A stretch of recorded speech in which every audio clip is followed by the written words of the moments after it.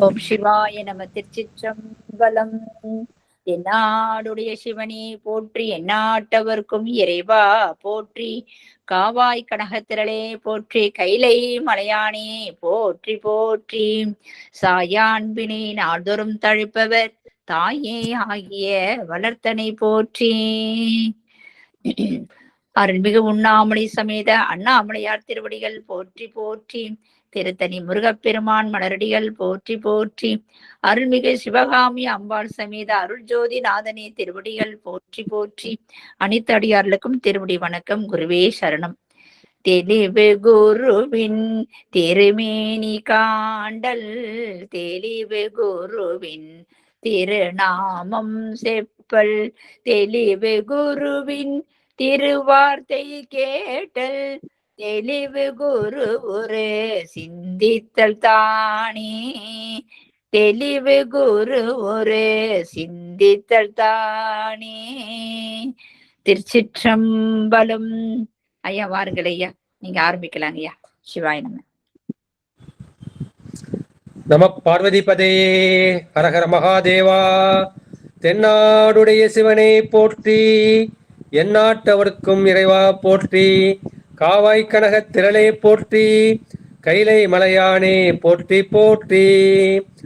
ஐந்து கரத்தனை ஆணை முகத்தனை, இந்தி நிலம்பிரை போலும் ஏற்றனை, நந்தி மகந்தனை ஞான கொழுந்தினை, புந்தியில் வைத்தடி போற்றுகின்றேனே. போலியர்கோன் வெப்போலித்த புகழியர்கோன் கடல் போற்றி, ஆலிமிசை கல்மிதப்பில் அணைந்த பிரான் அடி போற்றி. வாலி திரு நாவலூர் வன் தொண்டர் பதம் போற்றி, ஓலிமலி திருவாத ஊரல் திரு தாள் போற்றி. கற்பனை கடந்த ஜோதி கருணையே உருவம் ஆகி, அற்புத கோலம் நீடி அருமறை சிரத்தின் மேலாம் சிற்பர வியோமம் ஆகும் திருச்சிற்றம்பலத்துள் நின்று பொற்புடன் நடம்பொழிகின்ற பூங்கலல் போற்றி போற்றி. மெய்யன்பர்களே, நம்மை எல்லாம் மேய்க்கிக் கொண்டிருக்கும் தில்லைக்கூத்தனின் திருப்பாதங்களை மனம் மொழி மெய்களால் வணங்கி மகிழ்கின்றேன். சைவத்தையும் தமிழையும் இதுவரை நமக்கு கட்டி காத்து கொடுத்தருள் இருக்கும் சைவ மடாதிபதிகளின் பொன்னார் திருவடிகளை திக்கு நோக்கி தண்டனிட்டு வணங்கி மகிழ்கின்றேன். இந்த இணையத்தில் இணைந்திருக்கும் அடியார் குடிமக்களின் திருவடிகளை சிவனடியாக எண்ணி என் சென்னி மீது சுட்டுக்கொண்டு இன்றைய திருமந்திர சிந்தனையில் 3ஆம் தந்திரத்தில் உள்ள காலச்சக்கரம் என்ற தலைப்பில் இன்று நாம் குருவொருளும் திருவொருளும் குணை கூட சிந்திக்க இருக்கின்றோம். காலம் என்பது அருவமா உருவமா அப்படின்னா, காலம் கண்ணுக்கு புலப்படாது. அதை உய்த்து உணரலாம் ஒழிய, அனுமானத்தால் உணர ஒழிய அது கண்ணால் காண முடியாது. இனிமே காலம் என்பது அருவம். அதுக்கு அளப்பதற்கு என்ன கருவினா, நமக்கு சூரியன் சந்திரன் இந்த இரண்டு தான் கருவிக்கிட்டாங்க. பூமி தன்னைத்தானே சுற்றி கொள்கிறது. தன்னைத்தானே சுற்றி கொள்ளும் போது சூரியன் படும் இடம் அதுக்கு பகலாக இருக்கின்றது, சூரியன் படாத இடம் அது இரவாக இருக்கின்றது. அந்த பகலும் இரவும் சேர்ந்து ஒரு நாளாக இருக்கின்றது. அதுபோல என்ன செய்தது, அது 30 நாட்கள் சேர்ந்தது ஒரு மாசம், 12 மாசங்கள் சேர்ந்து ஒரு வருடம், 12 வருடங்கள் சேர்ந்தது ஒரு அயனம். அந்த மாதிரி நம்ம பிரிச்சுக்கிட்டே நம்ம போயிட்டே இருக்கோம். எனவே இது சூரியன் சந்திரன் நட்சத்திரத்தை வச்சு காலத்துக்கு அடிப்பாங்க. இதை வச்சு இருக்கு. இதெல்லாம் யாரு இயக்குறா அப்படின்னா, அது சிவபெருமான் தான் இந்த சந்திரன் சூரியன் நட்சத்திரங்கள் எல்லாவற்றையும் இயக்குகின்றான். அவர் இயக்குவதால் தான் நமக்கு காலம் என்று ஒன்று இருப்பது தெரிகின்றது. அந்த காலத்தை நாம் 3ஆக பிரிக்கின்றோம். கடந்த காலம் அல்லது இறந்த காலம், இப்போது நடப்பது நிகழ்காலம், இனி நடக்க இருப்பது எதிர்காலம். எனவே அது கடந்த காலம், நிகழ்காலம், எதிர்காலம் என்று 3 பகுதியாக இருக்கின்றது. இந்த கால தத்துவம் நமக்கு எங்க இருக்கின்றது அப்படின்னா, இது ஆன்ம தத்துவத்துல இல்லை, ஆனா வித்யா தத்துவத்துல எடுத்துக்கப்பே காலம், நியதி, கலை, வித்தை, அராகம், புருடன், மாயை என்ற அந்த கால தத்துவம் வித்யா தத்துவம் தான் வருது. நம்ம மார்க்கெண்ட என்ன பண்ணாரு, அந்த வித்யா தத்துவத்தை தாண்டி போயிறாரு. அதனாலதான் அவருக்கு காலனை அவரால் வெல்ல முடிகின்றது. அவர் காலத்தை வென்றுவிட்டு என்றும் சிரஞ்சீவியாக இருக்கின்றார்கள். அப்ப சுத்த மாயில அங்க காலம் இருக்கா அப்படின்னா, அங்க பார்க்க போனா காலம்னு எதுவும் கிடையாது. சரிங்களா, அங்க சூரியன் கிடையாது, சந்திரன் கிடையாது, அதை தாண்டி அங்க இருக்கிறதுனால காலம் கிடையாது. இருந்தாலும் மாதவ சுமானோட நம்ம என்ன சொல்றோம், முதல்ல வந்து சிவன் தோன்றியது, அப்புறம் சக்தி தோன்றியது, அப்புறம் சாதாக்கியம் தோன்றியது, அதுக்கப்புறம் வந்து மகேஸ்வரன் தோன்றியது, அப்புறம் சுத்த வித்தை தோன்றியது, இப்படி வரிசைப்படுத்தி சொல்ல இல்லையா? அப்ப அந்த இடத்துல ஒரு காலம் இருக்கிற மாதிரி தோணுது. அப்படிங்கிறப்ப அதை வந்து சுத்த காலம்னு அதை பிடிக்கிறாரு. அங்க சுத்த காலம்னு ஒரு காலம் இருக்கிறதாக அங்க சொல்லியிருக்கின்றார்கள். எனவே இந்த வித்யா தத்துவம் எப்படி இருக்கின்றது, அது வந்து சுத்தமாயின் காரியமாக இருக்கின்றது. அப்ப இந்த காலம் என்ன செய்யுது, அது ஒரு சக்கரம் போல சுழண்டு கொண்டே இருக்கின்றது. நீங்கெல்லாம் பார்க்க போனீங்கன்னா ஒரு பெரிய ஒரு இந்த அண்டத்தை வந்து ஒரு முட்டை மாதிரி வடிவத்தோடு போட்டிருப்பாங்க. போட்டு அது 12 கூறாக பிடிச்சு அதுல மேஷம், ரிஷபம், மிதுனம், கடகம், சிம்மம், கன்னி, துலாம், விருச்சிகம், தனுசு, மகரம், கும்பம், மீனம் என்று 12 ராசிகளாக பிடித்து அந்த 12 ராசிகள்ல வந்து ஒண்ணுக்கும் வந்து 27 நட்சத்திரம் இருக்கு இல்லையா? அந்த 27 நட்சத்திரத்தை வந்து 12 பிடிச்சா 2.25 வரும். அப்படியே ஒவ்வொரு மண்டலத்துக்கும் வந்து 2.25 நட்சத்திரம் வரும். அது 2.25 சொன்னா நல்லா இருக்காது. அப்படிங்கறத என்ன பண்ணாங்க, ஒவ்வொரு நட்சத்திரையும் 4 பகுதிகளாக பிரிக்கின்றாங்க. அது வந்து முதல் பாதம், 2ஆம் பாதம், 3ஆம் பாதம், 4ஆம் பாதம்னு 4 பாதங்களாக பிரிக்கின்றார்கள். அந்த மாதிரி பிரிக்கிறப்ப ஒவ்வொரு நட்சத்திரக்கும் அது 27 இப்ப 108 பாதங்கள் வந்து வரும். அதே மாதிரி 108 எண்ணிக்கைங்கிறது இது ஒரு கணக்கு. அது மாதிரி 9 கோள்கள், 12 ராசி மண்டலங்கள், அதை 2 இப்ப இருக்கணும்னு அப்ப வந்து 108. ஏன் நம்ம 108 ஜபம் பண்றோம் அப்படிங்கிறது ஒரு கால கணக்கு வந்து இதை வச்சுதான். 9 கோள்கள், 12 ராசி மண்டலங்கள், இல்ல 27 நட்சத்திரங்கள், அதுக்கு 4 பாதங்கள். இப்ப மேஷம் முதல் ராசி. மேஷம் அப்ப அஸ்வினி, பரணி, கார்த்திகை. இந்த கார்த்திகையில முதல் பாதம் வந்து அங்க என்ன வரும், அதை மேசராசியில வந்து வரும். பாக்கி 3 பாதங்களும் ரிஷபராசியில வந்து வரும். 2ஆம் பாதம், 3ஆம் பாதம், 4ஆம் பாதம். ஒரு உதாரணத்துக்காக சொல்றேன். இதை வச்சு அவங்க ஜாதக கட்டை வந்து நம்ம வந்து கணிப்பாங்க. எனவே இது சக்கரம் போல சுழன்று சுழன்று வருகின்றது. நம்ம என்ன செய்யறோம், இதை காலச்சக்கரம் என்று சொல்லியிருக்கின்றார்கள். அது காலத்தை வெல்லும் கணக்கறிவார்க்கு என்ன காலனையே உதைக்கலாம். எனவே சிவயோகி என்ன பண்றாங்க, அந்த கூற்றை உதைக்க வேண்டும் என்பதற்காக அந்த காலச்சக்கரத்தை நம்முடைய திருமலை பெருமான் வந்து சொல்லி இருக்கின்றார் என்ற முன்னுரையை சொல்லிவிட்டு இப்ப முதல் பாடலுக்கு வந்து செல்லாம். மதி வட்டமாக வரையைந்து நாடி இது விட்டுங்கீரா அமர்ந்த அதனால் மதி வட்டத்துள் நின்று பாலிக்குமாறு மதி விட்டு போமாறு மாயல் உற்றேனே. மாயல் உற்றல ஆயல் உற்றேனே, போமாறு ஆயல் உற்றேனே. ஆயல் உற்றேன்னா நான் ஆய்ந்து சொல்கின்றேன். இந்த பாட்டுல வந்து என்ன சொல்றாரு அப்படின்னா, இந்த துவாதசாந்த யோகம் இருக்கு இல்லையா, அந்த யோகத்தோட பயன் என்ன என்று சொல்லி இருக்கின்றார்கள். இது வந்து மதி வட்டமாக நம்ம 3 மண்டலம் பார்த்திருக்கோம். முதல் மண்டலம் வந்து அக்னி மண்டலம், 2வது சூரிய மண்டலம், 3வது வந்து இந்த சந்திர மண்டலம். அந்த சந்திர மண்டலத்துல என்ன இருக்கின்றார்கள், இதுதான் வந்து மேருமலை. மேருமலை என்ற கைலாய மலை. அங்க வந்து என்ன 5 மதிவட்டமாக வரை. வரை என்பது மலையை குறிக்கும். மலை எங்க மேருமலையை குறிக்கும். அந்த மேருவில் விளங்குகின்ற 5 நாடி, இந்த 5 நாடிகள் கூடும் இடத்தை விட்டு, இந்த 5 நாடிகள் வந்து இந்த இடத்துல வந்து கூடுது. இப்படி ஒரு நாடி, இப்படி ஒரு நாடி, இப்படி ஒரு நாடி, இப்படி ஒரு நாடி, 4. இங்கேருந்து ஒரு சுழுமனை நாடு ஒன்று சேருது. அப்ப 5 நாடிகள் கூடும் இடத்தை விட்டு அப்ப நீ என்ன செய்யணும், அது இது விட்டு இங்கு ஈரா அமர்ந்த, ஈராறு அமர்ந்த. இங்கேருந்து ஈராறு 12, இதுக்கு மேல ஈராறுங்கிறது 12 அங்குலம். அந்த 12 அங்குலம் தான் துவாதசாந்த பெருவழி. தோம்னா 2, தசம்னா 10. ஆக மொத்தம் இங்க வந்து 12 அங்குலம் இதுக்கு மேல இருக்கு. அதான் துவாதசாந்த பெருவெளி. அந்த பெருவெளியை நீ என்ன இருக்கும், அதை நீ நாடிக்கொண்டு, அதை நீ விரும்பி கொண்டு அங்கு இருக்க வேண்டும். இருந்து என்ன செய்யணும், அந்த அதனால் பதிவட்டத்துள் நின்று, அந்த துவாதசாந்த பெருவெளிங்கிற அது ஒரு வட்டம் இருக்கு. அந்த வட்டத்துள் வந்து நின்று என்ன செய்ய, பதிவட்டத்துள் நின்று பாலிக்கும் ஆறு. அங்க யாரு, அங்க யாருக்கானா அங்க சிவபெருமான் சொரூப நிலையில வந்து இருக்காரு. அந்த பரமபதியாகிய அந்த சிவபெருமான் என்ன செய்கின்றார், பாலிக்கும். பாலிக்கும்னா நமக்கு வந்து அருள் செய்கின்றார். அன்னம் பாலிக்கும் தில்லை சிற்றம்பலம், அந்த பாட்டு நமக்கு தெரியும் இல்லையா. பெருமான் வந்து நமக்கு சிவபெருமான் நமக்கு அருள் செய்கின்றார். அன்னம் பாலித்தல்ங்கிறது சாப்பாடு மட்டுமல்ல, நமக்கு வீடு பேரு. அன்னம் என்பது வீடு பேரை குறிக்கும். சோறு என்றாலும் அது சாதத்தையும் குறிக்கும், வீடு பெற்றையும் குறிக்கும். எனவே சிவபெருமான் நமக்கு வந்து அந்த வீடு பெற்றை அருள் செய்யக்கூடிய அந்த மாற்று அந்த வழியையும் என்னது அது விட்டு போமாறும் ஆயலுற்றேனே. அப்படின்னா சரி, அதனையும் கடந்து இந்த துவாதசாந்த பெருவழி அதை தாண்டி போனோம்னா அங்க என்ன செய்யும், அங்க வந்து சிவவெளி இருக்கும். அதை தாண்டி போனா பரசிவ வெளி இருக்கும். அந்த பரசிவ வெளியோடு நான் கலப்பதை நான் ஆய்ந்து உங்களுக்கு சொல்கின்றேன்.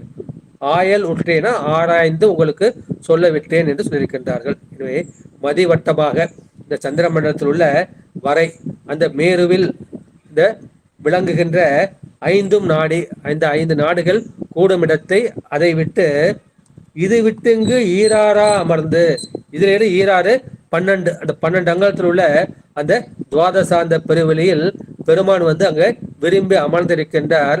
அப்ப நான் என்ன செய்றேன், அந்த துவாதசாந்தம் வந்து ஒரு வட்டமாக இருக்கின்றது. அந்த பதிவட்டத்தில் யார் இருக்கிறான்னா சிவபெருமான் தான் அந்த துவாதசாந்த பெருவெளியாகிய பதிவட்டத்தில் இருக்கின்றார். அவர் இந்த பரமபதியாகிய அந்த சிவபெருமான் என்ன செய்கின்றார், நமக்கு பாலிக்குமாறு நமக்கு அருள் செய்யும் பொருட்டு என்ன செய்கிறார், அது விட்டு நீ இதை விட்டு இதையும் தாண்டி நீ வா அப்படின்னு சொல்லு. அதை விட்டு என்ன செய்கிறார், பரசிவ வெளியில் கலக்கும் ஆற்றை நான் ஆராய தொடங்கினேன் என்று சொல்லியிருக்கின்றார்கள். இது மாக வரை, இது வந்து பதிவட்டமாக அப்படி சொன்னா மாக வரைனா மாகம்னா வந்து பொன்னை குறிக்கும். எனவே அந்த கைலாய மலை அல்லது மேருமலை எப்படி இருக்கின்றது, அது அது பொன்மலையாக இருக்கின்றது. பெரிய புராணத்தை சொல்லுவாங்க இல்லையா, ஒரு காக்கா பறந்து போது இந்த கருப்பு காக்கா கூட என்ன செய்யுது, அது பொன்மயமாக மாறி விடுகின்றது சொன்னாங்க. எனவே அது பொன்மலை என்று சொல்வார்கள். எனவே இந்த ஆக்யா சக்கரத்திலிருந்து இந்த உச்சிக்குழி இருக்கீங்க இல்லையா, இந்த இடத்த வந்து மேருமலை என்று சொல்வது சித்தர்களுக்கும் யோகிகளுக்கும் வந்து மரபு. அப்ப இங்க 5 நாடிகள் என்பது என்ன செய்கிறது, அது வந்து 5 கலைகளை வந்து குறிக்கும். நமக்கு பஞ்ச கலைகள் இப்ப நிவர்த்தி கலை, பிரதிஷ்டா கலை, வித்யா கலை, சாந்தி கலை, சாந்தி அதீத கலைன்னு சொல்லுவாங்க. ஆனா இங்க நம்ம என்ன பண்றோம், அந்த துவாதச கலை சோடச கலைன்னு பார்த்தோம்ல, அந்த கலையில உள்ள அந்த 5 கலைகளை வந்து சொல்றாரு. அது என்ன, ஒண்ணு வந்து வியோம வியாபினி, ரெண்டாவது வியோம ரூபினி, மூன்றாவது சர்வ வியாபினி, நாலாவது சர்வ வியாபினி, அப்புறம் வியோம ரூபினி என்ற அந்த 5ஐயும் இந்த 5ஐயும் இங்கேருந்து இது வரைக்கும் 5 கலைகள் இருக்கு. அந்த 5 கலைகளை கடந்தா இந்த துவாதசாந்த பெருவழியே இருக்கலாம். அங்கதான் பெருமான் வந்து சொரூபமாக இருக்கின்றார். அங்கிங்கெனாதபடி எங்கும் பிரகாசமாக ஆனந்த பூர்த்தியாக இருக்கின்றார்.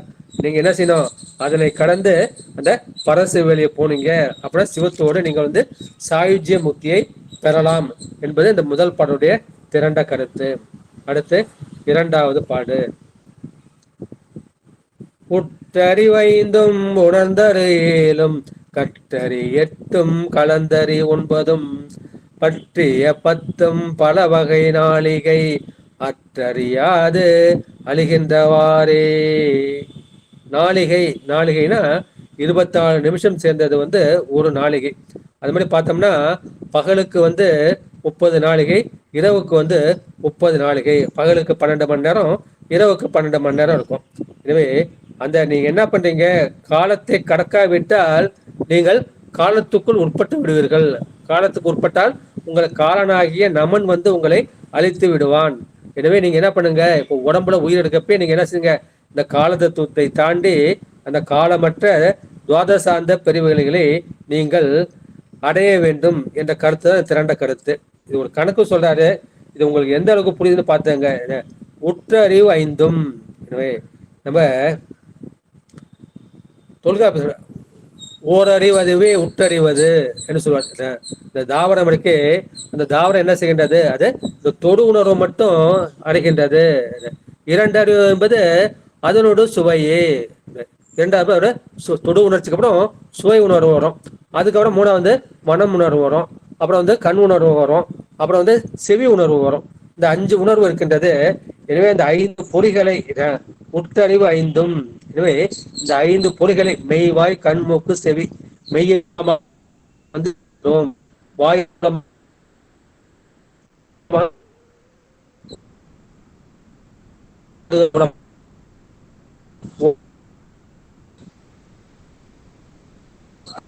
ஐயா சரியா கேட்கல. ஐயா சரியா கேட்கலங்க ஐயா. மத்தவர் கேட்குதா கேட்கலையா? கேக்கு கேட்கலைங்க ஐயா, கேட்கலைங்க கேட்கலையா? ஐயா.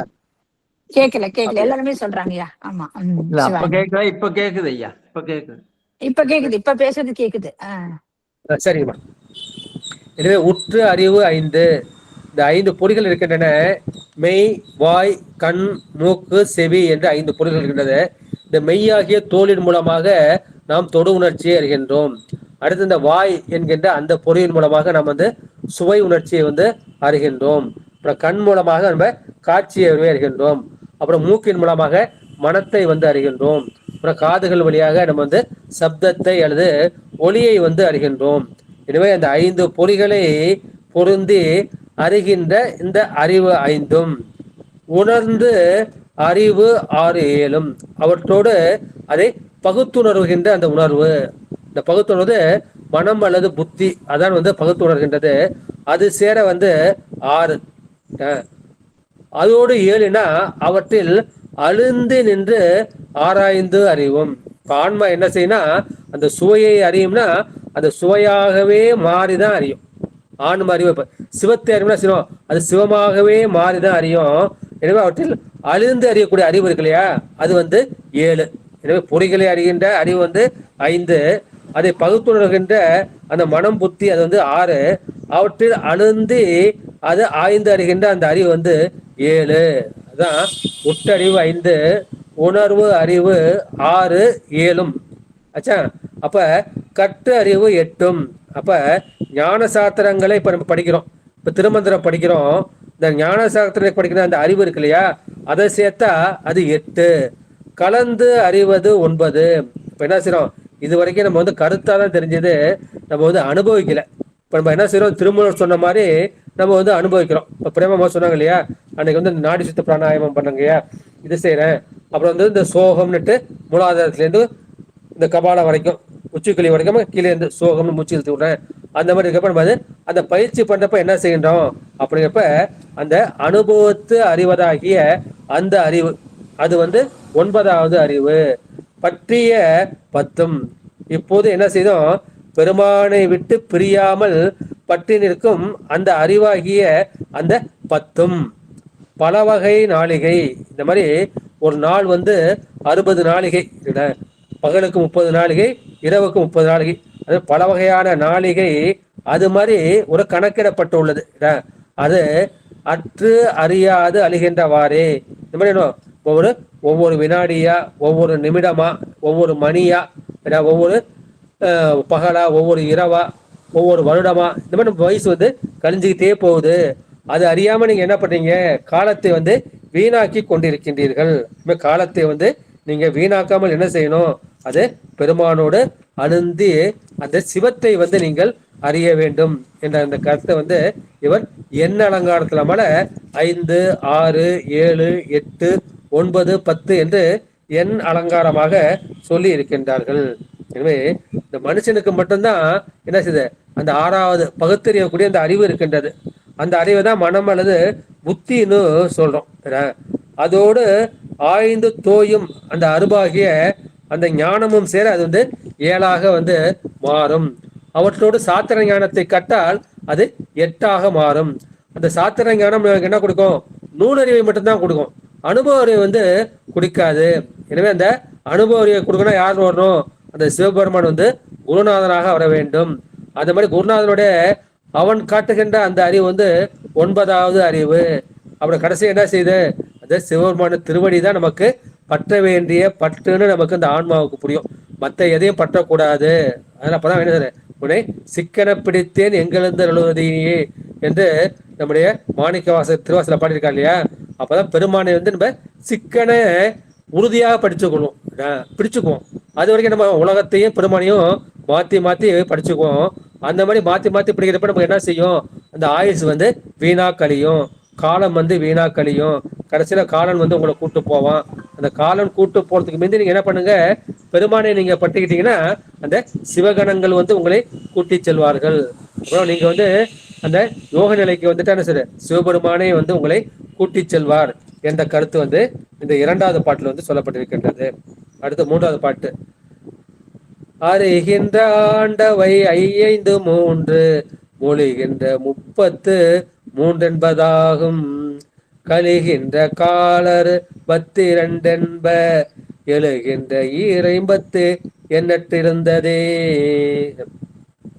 இது பெரும்பாலும் ஒவ்வொரு வயசுக்கு ஒரு கண்டம் வரும்னு சொல்லுவாங்க. இந்த மக்களுக்கு வருகின்ற அந்த கண்டங்கள் என்னென்ன, இந்த துன்பங்கள் வருகின்றது, உயிரே போற மாதிரி ஒரு துன்பம் தான் உங்களுக்கு ஒரு கண்டம் இருக்குன்னு அழக ஜோசியத்துல சொல்லியிருக்கின்றார்கள்.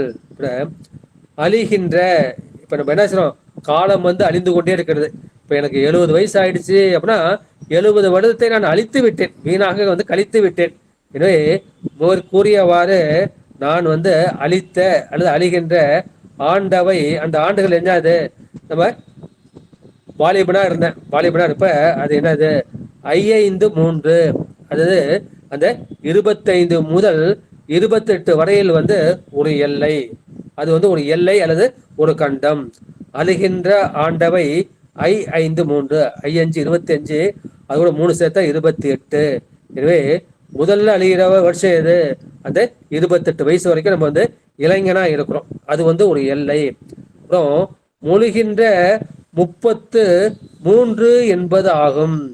அதுக்கு மேல என்ன செய்யறாங்க, அதுல 30 முதல் 33 வரை, அது வரை ஒரு எல்லை. அப்புறம் கழிகின்ற கால 62 என்ப, அதற்கு மேல கழிகின்ற காலம் 62. அப்புறம் எழுகின்ற 50, 100. இந்த 62 நீ தாண்டிட்ட அப்படின்னா நீ 100 வயசு வரைக்கும் நீ வாழலாம். அதுக்கு மேல யோகம் செஞ்சா நீங்க திருமண பெருமான் மாதிரி 3000 வரை வரைக்கும் நீங்க வாழலாம் என்று. எனவே இந்த மனித ஆயுள்ல என்ன சொல்றாங்க, ஜோசியத்துல 4 கண்டங்கள் இருக்கின்றது. ஒண்ணு அந்த அழிகின்ற ஆண்டு, இது 20 வயசு வரைக்கும் என்ன, இது வளர்ற உடம்பு. 20ல இருந்து 40 வயசு என்ன செய்யும், அது மெயின்டைன் ஆகும் அல்லது கொஞ்சம் படிப்படியா தேயும், அதான் அழிகின்ற ஆண்டு. அதுக்கப்புறம் என்ன செய்யும், 40க்கு அப்புறம் கடகடன்னு தேய ஆரம்பிக்கும், 60க்கு அப்புறம் என்ன ஸ்பீடா தேயும், அதுக்கப்புறம் 80க்கு அப்புறம் தேயும், அப்புறம் 100 வரைக்கும் அது இருக்கும். எனவே அந்த அழிகின்ற ஆண்டு என்பது தேகத்திற்கு அழிவு வரும் காலம். இது நீங்க யோகம் பண்ணீங்கன்னா நீங்க 100 வயசுக்கு மேலேயும் அது வாழலாம். அந்த கண்டத்திற்கு ஆண்டு கணக்கு கிடையாது. எனவே அத ஒன்னொன்னுக்கும் ஒரு எல்லை வகுக்கிறார். முதல் எல்லை 5 3, அந்த 25ல இருந்து 28 வயசு வரைக்கும் ஒரு எல்லை. அதுக்கு மேல 30ல இருந்து 33 வரைக்கும் ஒரு எல்லை, 33 என்பதாகும். மூன்றாவது 62 என்ப, அதுல இருந்து 62 ஒரு எல்லை, ஒரு கண்டம்.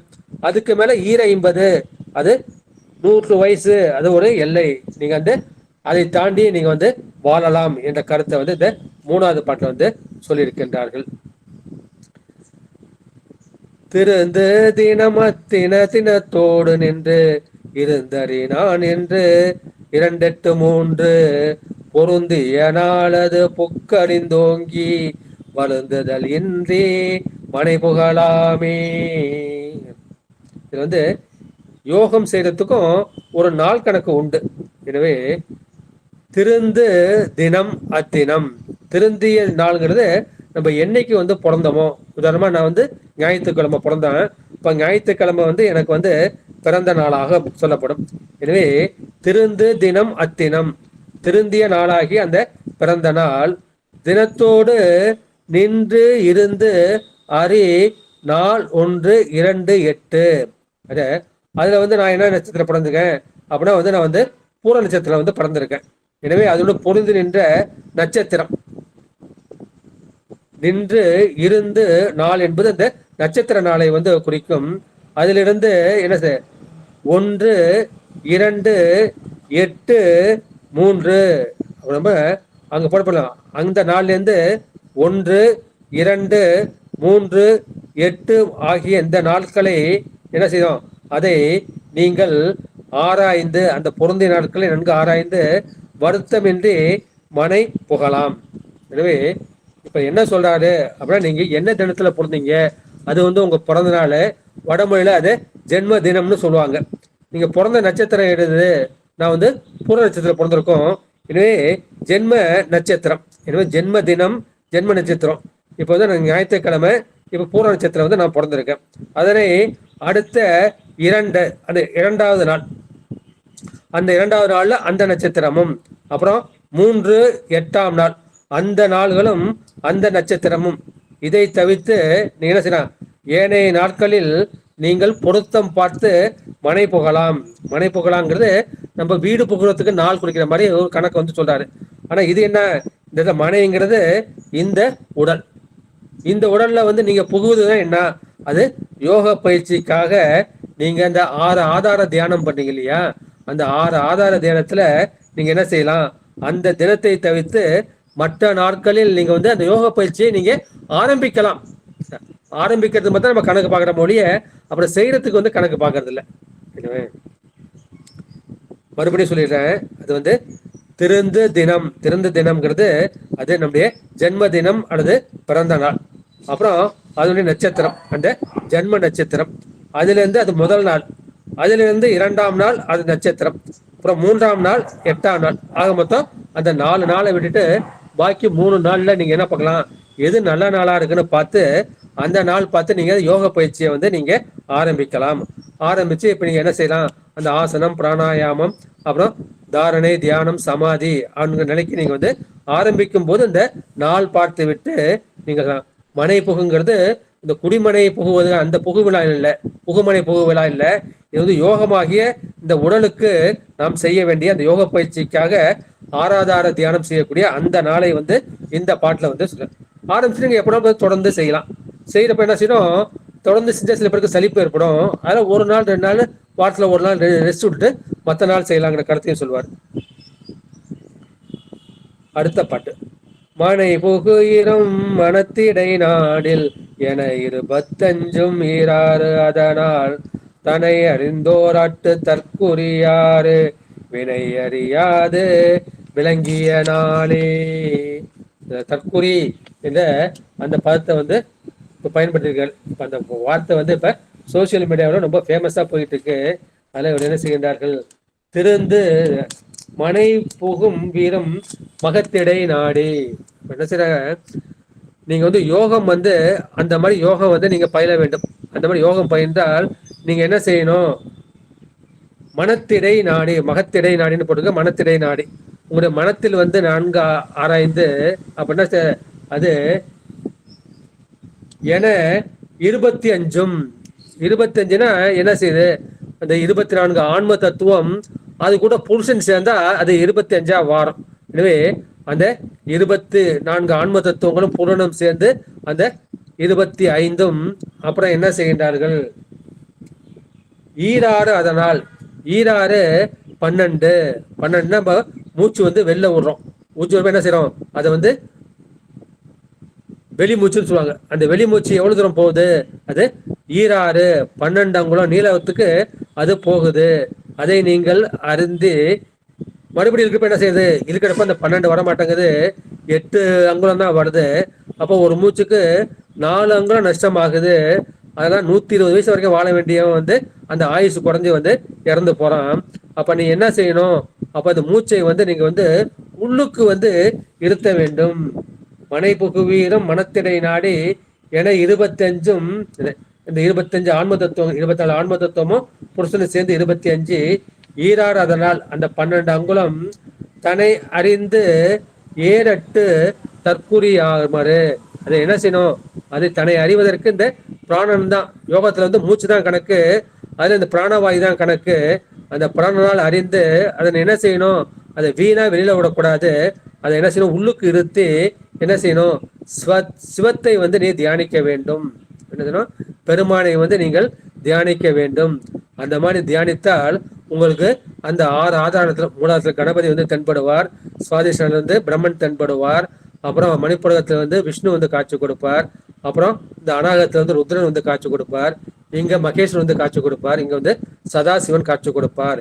எனவே இந்த 6 ஆதாரங்களிலும் உங்களுக்கு வந்து அந்த கடவுளோட தரிசனம் வந்து கிட்டும். அப்போது நீ என்ன செய்வ, அது தன் செயலற்று, நீ என்ன வேணா எனக்குன்னு ஒரு செயல் கிடையாது, எல்லாம் சிவபெருமான் வகுத்த வழி என்று அந்த தற்போதம் அழிந்த நிலையில் நீ இருந்தால் உனக்கு என்ன செய்யலாம், அந்த 6 ஆதாரத்தை தாண்டி 7வது ஆதாரமாகிய இந்த நிராதாரத்துக்கு செல்வாய். சென்று அங்கு சிவபெருமானை அந்த 1000 முதல் தாமரையில் நீ தியானிப்பாய் என்ற கருத்தை வந்து சொல்லி இருக்கின்றார்கள். எனவே இந்த ஆன்ம தத்துவம் வந்து 24. அதுல வந்து பஞ்சபூதங்கள் வந்து 5, அந்த பஞ்ச தன்மாத்திரைகள் சப்தம், ஸ்பரிசம், ரூபம், ரசம், கந்தம் என்கின்ற அந்த அது 5. அப்புறம் வந்து ஞானேந்திரியங்கள் அல்லது அறிவுக்கருவிகள் வந்து 5. அது மெய்வாய், கண், மூக்கு, செவி என்ற அறிவுக்கருவிகள் ஞானேந்திரியங்கள் வந்து 5.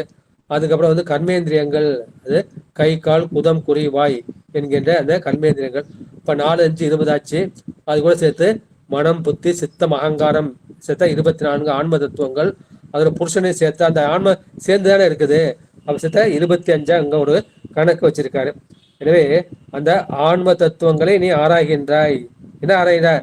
இந்த பஞ்சபூதங்கள் வந்து நான் கிடையாது, இந்த பஞ்ச தன்மாத்திரைகள் அது நான் வந்து கிடையாது, இந்த மெய்வாய், கண்முக்கு, செவி இந்த ஞானேந்திரியம் வந்து நான் கிடையாது, இந்த கர்மேந்திரியங்கள் வந்து நான் கிடையாது, நான் மனம் கிடையாது, நான் புத்தி கிடையாது, நான் சித்தம் கிடையாது, நான் அகங்காரம் கிடையாது. ஏன்னா அதெல்லாம் அறிவற்ற ஜட பொருள். நான் வந்து அவற்றை அறிபவன். நான் வந்து அறிபவன், நான் அறிவு பொருள். அது வந்து அறிவற்ற ஜட பொருள். அது நான் கிடையாது கிடையாதுன்னு அந்த மாதிரி வந்து ஆராயிருங்க. ஆராயிரப்ப அப்ப என்ன செய்யுது? அதுக்கான பிராணன் மட்டும் இயங்குது. அந்த பிராணன் எப்படி இயங்குது? உள் சுவாசம் வெளி சுவாசமா இயங்குது. அது வெளி சுவாசத்துல 12 அங்குலம் போகுது, ஆனா 8 அங்குலம் தான் வெளியே வருது.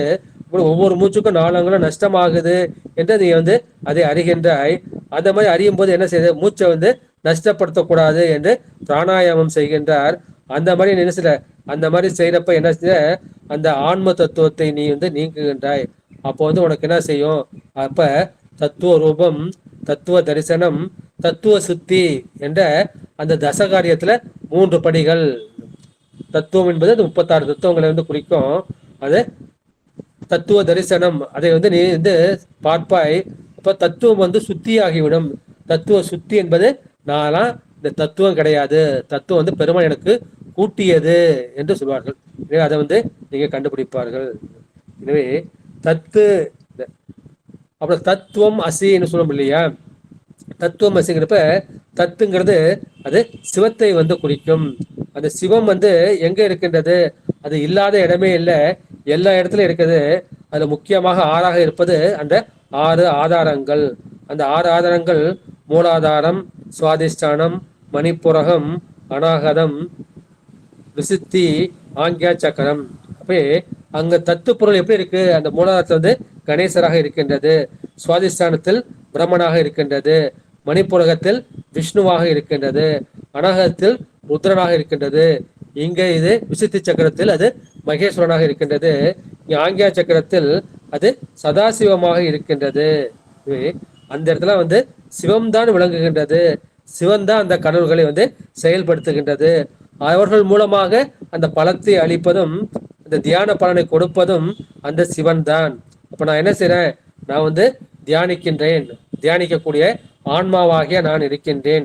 இந்த தியானிக்கப்படும் பொருளாகிய அந்த சிவம் இருக்கின்றது. அதற்கு நடுவில் தியானம் என்ற ஒரு செயல் வந்து நடக்கின்றது. அப்போ 3 இருக்கின்றது. தியானிப்பவனாகிய நான், தியானிக்கப்படும் பொருளாகிய அந்த சிவம், அங்க தியானமாகிய செயல். அந்த 3 வந்து ஆரம்பத்துல இருக்கின்றது. அது ஆரம்பத்துல இருக்கப்ப என்ன ஆகுது அப்படின்னா வந்து அப்புறம் அது இந்த தியானம் என்ற செயல் விட்டுட்டு இந்த தியானிப்பவனும் தியானிக்கப்படும் பொருளும் மட்டும் இருக்கின்றது. கடைசியில பார்த்தா அந்த தியானிக்கப்படும் பொருளாகிய சிவம் மட்டுமே இருக்கின்றது. இந்த ஆன்மா என்ன செய்கின்றது? அந்த சிவத்தில் வந்து லயம் ஆகி விடுகின்றது, கலந்து விடுகின்றது. அப்ப சிவம் மட்டுமே இருக்கின்றது என்ற கருத்தை வந்து இந்த பாட்டுல சொல்லி இருக்கின்றார்கள். எனவே இப்ப நம்ம என்ன செய்றோம்? இது வரைக்கும் நம்ம வந்து 6 ஆதாரத்துக்கு போனோம். அதுபோல் நிராதாரமாகிய இங்க சகசிராரத்துக்கு வந்துட்டோம். அப்புறம் அதை தாண்டி எங்க போறோம்? அந்த துவாதசாந்தத்துக்கு போறோம். எனவே அந்த துவாதசாந்தம் போறோம். எனவே இப்ப 3 மண்டலம் பார்த்தியா? 3 மண்டலம் வந்து அக்னி மண்டலம், சூரிய மண்டலம், சந்திர மண்டலம். அதை தாண்டி இருக்கிறது அந்த சக்தி மண்டலம். அதை தாண்டியது அந்த சிவமண்டலம். எனவே நம்ம என்ன செய்யறோம்? இதுக்கு மேல உள்ளது சகரத்துக்கு மேல வந்து சக்தி மண்டலம். ஏற்கனவே 3 மண்டலம் பார்த்துட்டோம். 3 மண்டலம் வந்து உடம்புல இருக்கு. அக்னி மண்டலம், சூரிய மண்டலம், சந்திர மண்டலம். அதான் 3 மண்டலத்தின் முட்டிய தூணின் 4 பாம்பின் நாவில் உணர்த்தி என்று விநாயகர் சொல்லியிருப்பாரு. இதை தாண்டி உள்ளது அந்த சக்தி மண்டலம். இந்த பெருமான் வந்து அந்த அருள் சக்தியை தான் உருவமா வச்சிருக்காரு. எனவே அது வந்து சக்தி மண்டலம் என்கின்ற 4. இந்த சக்தி மண்டலம் வந்து ஞான சொரூபம், அருள் சொரூபம். எனவே அங்கே சிவம் வந்து வெளிப்படும் என்று சொல்லி இருக்கின்றார்கள். எனவே அப்ப பெருமான் வந்து எங்க இருக்கின்றார்னா அந்த அக்னி மண்டலத்துல வந்து ருத்ரனாக வந்து அவர் இருக்கின்றார். சூரிய மண்டலத்தில் வந்து பிரம்மனாக இருக்கின்றார். அந்த சோம மண்டலத்துல அவர் விஷ்ணுவாக இருக்கின்றார். அந்த சத்திய மண்டலத்தில் அவள் சிவமாக இருக்கின்றார்கள் என்ற கருத்தை வந்து இந்த 4 நிலைகளை இந்த பாட்டுல வந்து சொல்லி இருக்கின்றார்கள். எனவே நீங்க வந்து யோகம் பயில்றீங்க, அப்ப நீங்க என்ன பண்ணும், அந்த 24 ஆன்ம தத்துவம் அது கூட சேர்ந்து புலனாகிய ஆன்மா அந்த 25 தைத்துவத்தையும் நீங்க வந்து ஆராய்ந்து அறிய வேண்டும். அதுக்கப்புறம் மூச்சு வரும். அந்த வெளி சுவாசத்துல 12 அங்குலம் மூச்சு போகுது, 8 அங்குலம் தான் வருது. எனவே மூச்சு வந்து ஒரு மூச்சுக்கு 4 அங்குலம் நஷ்டமாகுது. அது நஷ்டப்படாம நம்ம வந்து பிராணாயாமம் செய்யணும். அப்ப மூச்சை உள்ளுக்கு இழுத்து நம்ம என்ன செய்யறோம், அந்த நம்ம 6 ஆதாரங்களை வந்து தியானம் பண்றோம். இந்த தியானம் பண்றப்ப அந்த ஆதார தெய்வங்கள்லாம் நமக்கு கண்ணுக்கு தென்படும். ஆனா அவற்றையெல்லாம் அவன் செயல்படுத்துவது அந்த சிவன் தான். எனவே இந்த 6 ஆதாரத்தை தாண்டி 7வது ஆதாரம் இங்க வந்து சிவமும் சக்தியும் இருக்கின்றது. இப்ப இதை தாண்டி மேல போனோம் அப்படின்னா அங்க யார் இருக்குன்னா அங்க பெருமான் வந்து சொரூபமாக இருக்கின்றார் என்ற கருத்தை வந்து இந்த பாட்டுல சொல்லி இருக்கின்றார்கள். அடுத்து வந்து நாளும் கடந்தது நால்வரும் நாளைந்து, பாலம் கடந்தது 10 15, கோலம் கடந்த குணத்தாண்டு 32, ஆலம் கடந்தொன்று ஆரறிவாரே. இப்ப சிவத்தை வந்து நம்ம 3ஆ பிரிக்கிறோம். ஒண்ணு வந்து லய சிவம், 2வது வந்து போக சிவம், 3வது வந்து அதிகார சிவம்னு பிரிக்கிறோம். இது எப்படி பிரிக்கிறோம் அப்படின்னா அந்த சுத்த தத்துவம் அல்லது சிவ தத்துவம் அதுல வந்து 5 வந்து இருக்கின்றது. அந்த 5 என்னன்னு சொல்றோம், ஒண்ணு வந்து சிவம், 2வது வந்து சக்தி. அந்த சிவமும் சக்தியும் வந்து அருவம், கண்ணுக்கு வந்து புலப்படாது. அது வந்து அருவ சிவம் அல்லது லய சிவம் என்று அதை வந்து சொல்லுவோம். அதுக்கப்புறம் சாதாக்கியம், சாதாக்கியம் வந்து அருவமும் இல்லை உருவமும் இல்லை, 2ம் கலந்தது. அது உருவம்னு சொல்ல முடியாது, எனக்கு மெய்வாய் கண்மூக்கு செவிலாம் கிடையாது. ஆனா உருவம் இல்லைன்னு சொல்ல முடியாது, அது ஒரு உருவமா இருக்கின்றது. ஒரு ஆவுடையாரும் அந்த பானலிங்கமும் இருக்கின்றது. எனவே அது வந்து அரு உருவம், அதான் நிஷ்கல சகலம்னு நம்ம சொல்றோம். அதுக்கப்புறம் மகேஸ்வரம் சுத்த வித்தை, சுத்த வித்தையில வந்து பிரம்மன் ருத்ரன் திருமால் என்கின்ற 3 பேர் இருக்காங்க இல்லையா, அதுவும் இந்திராதி தேவர்கள்லாம் இருக்காங்க. அதெல்லாம் சேர்ந்ததுதான் நம்ம சுத்த வித்தை. சுத்த வித்தை இந்த மகேஸ்வரன் 2ம் வந்து உருவத்தோடு கூடியது. அந்த உருவம் வந்தாலே என்ன செய்யும், அவங்களுக்கு அந்த அதிகாரம் செய்யணும் என்கின்ற அந்த வாசனாமலம் வந்து இருக்கணும். அந்த வாசனாமலம் இருந்தாதான் அந்த மகேஸ்வர தத்துவமும் அந்த சுத்த வித்தியும் செயல்படும். அதை வந்து அதிகார சிவன்னு பிரிப்பாங்க. எனவே அந்த சிவ தத்துவம் அதாவது சுத்த தத்துவம் வந்து 5, அதுல சிவமும் சக்தியும் அருவம், அது கண்ணுக்கு பயன்படாது. அதை லய சிவம் என்று சொல்வார்கள். அந்த ஆன்மா அதுல போய் லயமாயிடும். அதுக்கப்புறம் அந்த அருவுருவமாக இருப்பது அது சதாசிவம், அதான் நமக்கு போகத்தை கொடுப்பது, இகபோகத்தையும் பரபோகத்தையும் கொடுப்பது, அதை போக சிவம் என்று சொல்வார்கள். அதுக்கு கீழே உள்ளது உருவம், மகேஸ்வரம், 25 மகேஸ்வர மொத்தங்கள்.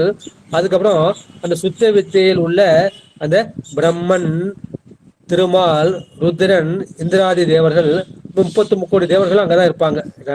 அவங்க எல்லாம் சேர்ந்தது அந்த சுத்த வித்தை.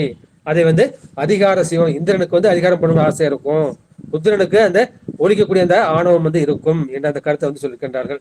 எனவே நாளும் கடந்தது நால்வரும் நாலைந்து. எனவே இந்த துவாதசாந்த பெருவழியை சேர்த்தா 4 மண்டலம் சொல்ல முடியா, 5 சொன்னீங்க இல்லைங்கய்யா. சிவனும் சக்தியும் சேர்ந்து அருவமா அத லய சிவன் சொல்லிட்டீங்க. அந்த ஆன்மா வந்து அதுல நிலைத்திருக்கு, அதுல போக வேண்டியது. அடுத்தது சதாக்கியம் அரு உருவம், அது போக சிவன் சொல்லிட்டீங்க. சுத்த வித்தை என்ற 3வது சுத்த வித்தைக்கு வந்து உருவத்தை சொல்லியிருக்கீங்க இல்லையா. மகேஸ்வரமும் சுத்த வித்தையும் உருவமா. மகேஸ்வரம் அப்புறம் சுத்த வித்தை மகேஸ்வரன் 25 மகேஸ்வர மொத்தங்கள் இருக்கின்றது. அடுத்து தானே சொன்னீங்க, அது அடுத்து தானே உருவத்துக்கு என்ன சொன்னீங்க. அதான்மா, இப்ப மேல உள்ள 2 வந்து அருவமா, சிவமும் சக்தியும் அருவம், சாதாக்கியம் வந்து அருவம். இது வந்து ஈஸியா உங்களுக்கு புரிஞ்சிடும். அதுக்கு கீழே வந்து மகேஸ்வரர் இருக்கு, மகேஸ்வரத்துக்கு கீழே வந்து சுத்த வித்தை இருக்கு. சரி, மகேஸ்வரம் வந்து 25 மகேஸ்வர மூர்த்தமும் வந்து உருவம் உடையது. தட்சிணாமூர்த்தி வந்து உருவம் இருக்கு, நடராஜர் வந்து உருவம் இருக்கு, சோமாஸ்கந்தர் வந்து உருவம் இருக்கு. அதெல்லாம் வந்து மகேஸ்வர மூர்த்தத்துல சேர்ந்தது. அதுவும் வந்து சரிங்க. உருவம். அதுக்கு அதுக்கு கீழே என்ன வந்து சுத்த அதுக்கு வித்தை. என்ன லய சிவம், யோக சிவன் சொல்லி போக சிவன் சொன்னீங்க. இதுக்கு என்ன சிவம் பேரு? இது ரெண்டு சேர்த்து அதிகார சிவம். அதிகார சிவம். சரி. எனவே இந்த அடுத்ததுங்க. மகேஸ்வரமும் சுத்த வித்தியை சேர்ந்தது அதிகார சிவம். மொத்தம் 3, இன்னும் 2.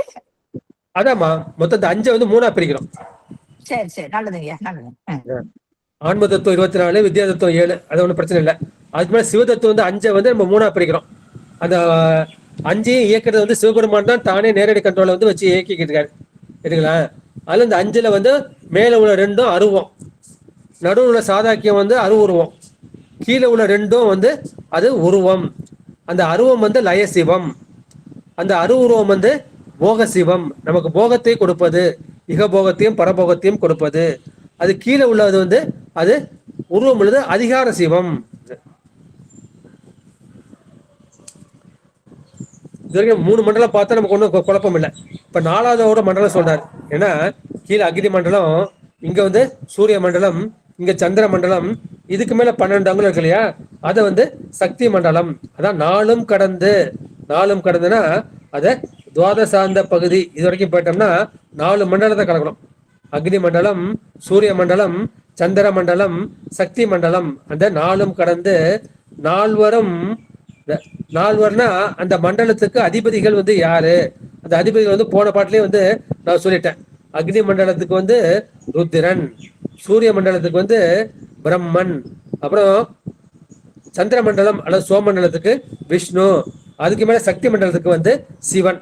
ஏன்னா அங்க அந்த 4 வந்து அவர்களுக்கு அதி தெய்வங்கள். அந்த 4 4 பாலம் கடந்து 10 15 4, அந்த 4 சேர்ந்துன்னா என்ன சொல்ற? அப்ப உங்களுக்கு 4 5 4 கூட்டல் 5ன்னு வச்சுக்கணும். 4 5 20 வச்சக்கூடாது. 4 கூட்டல் 5னா அது வந்து பெருமானுடைய அந்த நவம் தரு பேதம். பெருமானுக்கு வந்து அந்த நவந்தரு பேதம் 9 பேதம் இருக்கு. இப்ப என்னன்னு பார்ப்போம். அப்பனா இப்ப மேல வந்து லயசிவம்னு சொன்னோம் இல்லையா, லயசிவத்தை வந்து சிவம் சக்தின்னு இருக்கு. அதே நாதம் விந்துன்னு சொல்லுவோம். அதை வந்து அம்பாலாவை சிவனா பார்க்குறப்ப அது நாதம் சிவனும் சக்தியும், இதே நம்ம வந்து தத்துவமா பார்க்குறப்ப அது நாதம் விந்துவா நம்ம பார்க்குறோம். எனவே அது 4மே வந்து அருவம். இங்க வந்து 2 வந்து 4ஆ பிரிக்கிறாங்க. சிவம் அல்லது நாதம், சக்தி அல்லது பிந்து. இது 4மே என்ன செய்யுது? இது 4மே வந்து அருவம். அப்புறம் சாதாக்கியம், அந்த சாதாக்கியம் இருக்கே அது வந்து உருவம். இப்ப 4 1 5 ஆயிடுச்சு. அது கூட இன்னும் ஒரு 4 4 5. அப்போ அதுல என்னென்ன இருக்குது அப்படின்னா, அங்க 3 வந்து சுத்தி வித்தல் இருக்கு. அது வந்து பிரம்மன், திருமால், ருத்ரன், அதுக்கு மேல வந்து மகேஸ்வரன். மறுபடியும் நான் சொல்றேன். மொத்தம் சிவதத்துவம் அல்லது சுத்த தத்துவம் வந்து 5. அதுல வந்து சிவம் அல்லது நாதம், சக்தி அல்லது விந்து, அது 2 வந்து 4ஆ கணக்கு பண்ணிக்கிறாங்க. சிவம் சக்தி நாதம் விந்து, இது 4ம் சேர்ந்திருப்ப 4ம் வந்து அருவம். அது சாதாக்கியம், அது அருவம். அதுல எதுவும் உங்களுக்கு கன்ஃபியூஷன் வராது, அது குழப்பம் வராது. அதுக்கு கீழே என்ன இருக்குது? அதுக்கு கீழே வந்து மகேஸ்வரன் இருக்கிறாரு. சுத்த வித்தையில யார் இருக்காங்க? அங்க பிரம்மன், திருமால், ருத்ரன், இந்த 4. எனவே சாதாக்கியத்துக்கு மேல வந்து 4. சாதாக்கியம் அருவம், அதுக்கு மேல சிவமும் சக்தி அல்லது நாதம் விந்து, இது 4ம் அருவம். சாதாக்கியத்துக்கு கீழே வந்து மகேஸ்வரன், அந்த சுத்த வித்தையில உள்ள பிரம்மன், திருமால், ருத்ரன், இது 4. எனவே இந்த 4 4 8, சாதாக்கிய சேர்த்தா 9. எனவே அத நவந்தரு பேதம், நவம்னா 9, நவம்னா புதுமைன்னு பேரு. பெருமான் வந்து அந்த 9 வடிவமாக இருக்கின்றார்னு சிவஞான சித்தியார்லயும் சொல்லியிருப்பார். எனவே அந்த 4 5 இந்த 9 வகையான அந்த நவபதரும் பேதங்கள் தந்து, அப்புறம் என்ன இது? அப்புறம் மாலம் கடந்து 10 15, அப்புறம் என்ன அது 25. 25 என்பது அந்த 25 மகேஸ்வர முற்றங்களை குறிக்கும். அது கடந்த குணத்து ஆண்டு 32 கலந்தது என்று அறிவாரே. எனவே அந்த 25 வருடங்களை கூட்டுறோம். அந்த அவற்றை எல்லாம் பெருமான் என்ன செய்கின்றார்? அந்த எல்லையற்ற இந்த எண் குணங்களால் அவர் ஆண்டு 6 ஆதாரங்களை மேற்கொண்டு, மூவிரண்டுங்கிறது 6, அந்த 6 வந்து அந்த 6 ஆதாரங்களில் அதுக்கு ஆண்டு கடந்தது ஒன்று ஆர் அறிவாரே. இதை வந்து யார் வந்து அறியக்கூடும்? இதை யாராலும் அறிய முடியாது, இதை யோகிகளால் மட்டும்தான் அறிய முடியும் என்று இந்த பாட்டில் வந்து சொல்லியிருக்கின்றார்கள். இதை வந்து நவந்தரு பேதம் என்று சொல்வார்கள். இது வந்து கொஞ்சம் கஷ்டமா இருக்கும், இருந்தாலும் வந்து எனக்கு புரிஞ்சது. 4 கடந்து மண்டலம் வந்து 4 மண்டலம் இருக்கு. அக்னி மண்டலம், சூரிய மண்டலம், சந்திர மண்டலம், இங்க சக்தி மண்டலம். இந்த 4ஐயும் வந்து கடந்தாச்சு. 4 அந்த 4க்கு வந்து 4 அதிதேவதைகள் வந்து இருக்கின்றார்கள். அது அக்னி மண்டலத்துக்கு வந்து ருத்ரன், இங்க சூரிய மண்டலத்துக்கு வந்து பிரம்மன், இங்க சோம மண்டலம் சந்திர மண்டலத்துக்கு வந்து விஷ்ணு, இங்க சக்தி மண்டலத்துக்கு வந்து சிவன். எனவே 4 கடந்து 4 மண்டலத்தை கடந்து 4 வரும் அந்த 4 அதிதெய்வங்களும் 4 பாலம் கடந்தது. 4 5 அது 9. அந்த 9 தான் நவந்தரு பேதம் என்று சொன்னேன். அந்த நவதரு பேதத்துல வந்து அந்த சிவம், சக்தி, நாதம், விந்து, இது 4ம் வந்து அருவம். சாதாக்கியம் வந்து அரு உருவம். அதுக்கு கீழே மகேஸ்வரம், அது வந்து உருவம். மகேஸ்வரத்துக்கு கீழே சுத்த வித்தையில அங்க பிரம்மன், திருமால், ருத்ரன் இந்த மாதிரி இருக்காங்க. ஆக வந்து 9. சாதாக்கியம் வந்து நடுவுல இருக்கு. அதுக்கு மேல 4 அருவம், கீழே 4 உருவம். உருவம் வந்து மகேஸ்வரன், பிரம்மன், திருமால், ருத்திரன். ஆக மொத்தம் 9. பெருமான் தான் இந்த 9 பேதங்களில் இருந்து அந்த 6 ஆதாரங்களை அவர் ஆண்டு கொண்டிருக்கின்றார். நீங்க என்ன செய்யணும்? இந்த 6 ஆதாரங்களை நீங்கள் அதை கடப்பதற்கு பாலமாக, இந்த பிறவி கடலை கடப்பதற்கு பாலமாக இந்த 9 நவந்தரும் பேதங்களும் இருக்கின்றன என்று சொல்லியிருக்கின்றார்கள். நம்ம என்ன செய்யணும்? நம்ம வந்து ஒவ்வொரு ஆதாரமா, மூலாதாரத்துல வந்து கணபதி, அப்புறம் வந்து பிரம்மன், அப்புறம் வந்து விஷ்ணு, அப்புறம் வந்து ருத்ரன், அப்புறம் மகேஸ்வரன், அப்புறம் வந்து சதாசிவன். இப்பங்க சதாசிவன் இருக்காரு, அவர் வந்து அரு உருவம். அதுக்கப்புறம் இங்க இருக்காரு, இங்க வந்து மகேஸ்வரன் இருக்காரு, அவர் வந்து உருவம். அப்புறம் இங்க ருத்ரன், விஷ்ணு, பிரம்மன். சதாசிவனுக்கு கீழே இங்க 4 இருக்கு. இதுக்கு மேல எங்க இருக்குது? இதுக்கு மேல சக்தி மண்டலம் இருக்கு. அந்த சக்தி மண்டலத்துல வந்து பெருமான் வந்து அங்க சிவமும் சக்தியாகவும் நாதம் விந்தாகவும் அந்த மாதிரி இருக்காரு. இந்த உடம்பு வந்து பிரிக்கிறப்ப நம்ம என்ன பிரிக்கிறோம்? மண்டலமா பிரிக்கிறோம், 6 ஆதாரம் பிரிக்கிறோம். 6 ஆதாரம் பிரிக்கிறப்ப சுவாதிஷ்டானத்துல வந்து பிரம்மன், மணிப்புரத்துல வந்து விஷ்ணு, இங்க வந்து ருத்ரன், இங்க வந்து மகேஸ்வரன். இந்த 4ம் வந்து உருவம். இந்த உருவம் இங்க வந்து சதாசிவம். இதுக்கு மேல நமக்கு சக்தி மண்டலம், அங்க வந்து நம்ம 4 இருக்கின்றது. சிவம், சக்தி, அப்புறம் விந்து, நாதம், நவதரு பேதம். இது புரியாட்டி அடுத்த வாட்டி ஒருத்தம் சொல்றேன்.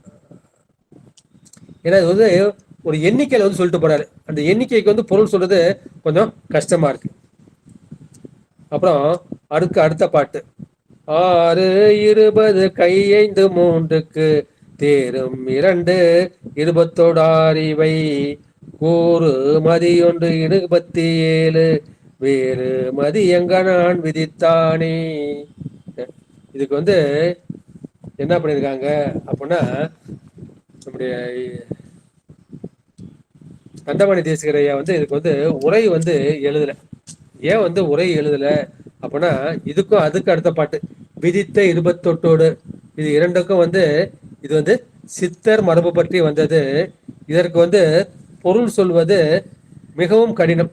சித்தர்கள் அல்லது யோகிகள் மட்டும்தான் வந்து பொருள் சொல்ல முடியும் என்ற கருத்தை வந்து இந்த பாட்டுக்கு வந்து அவர் சொல்லியிருக்காரு. இது வந்து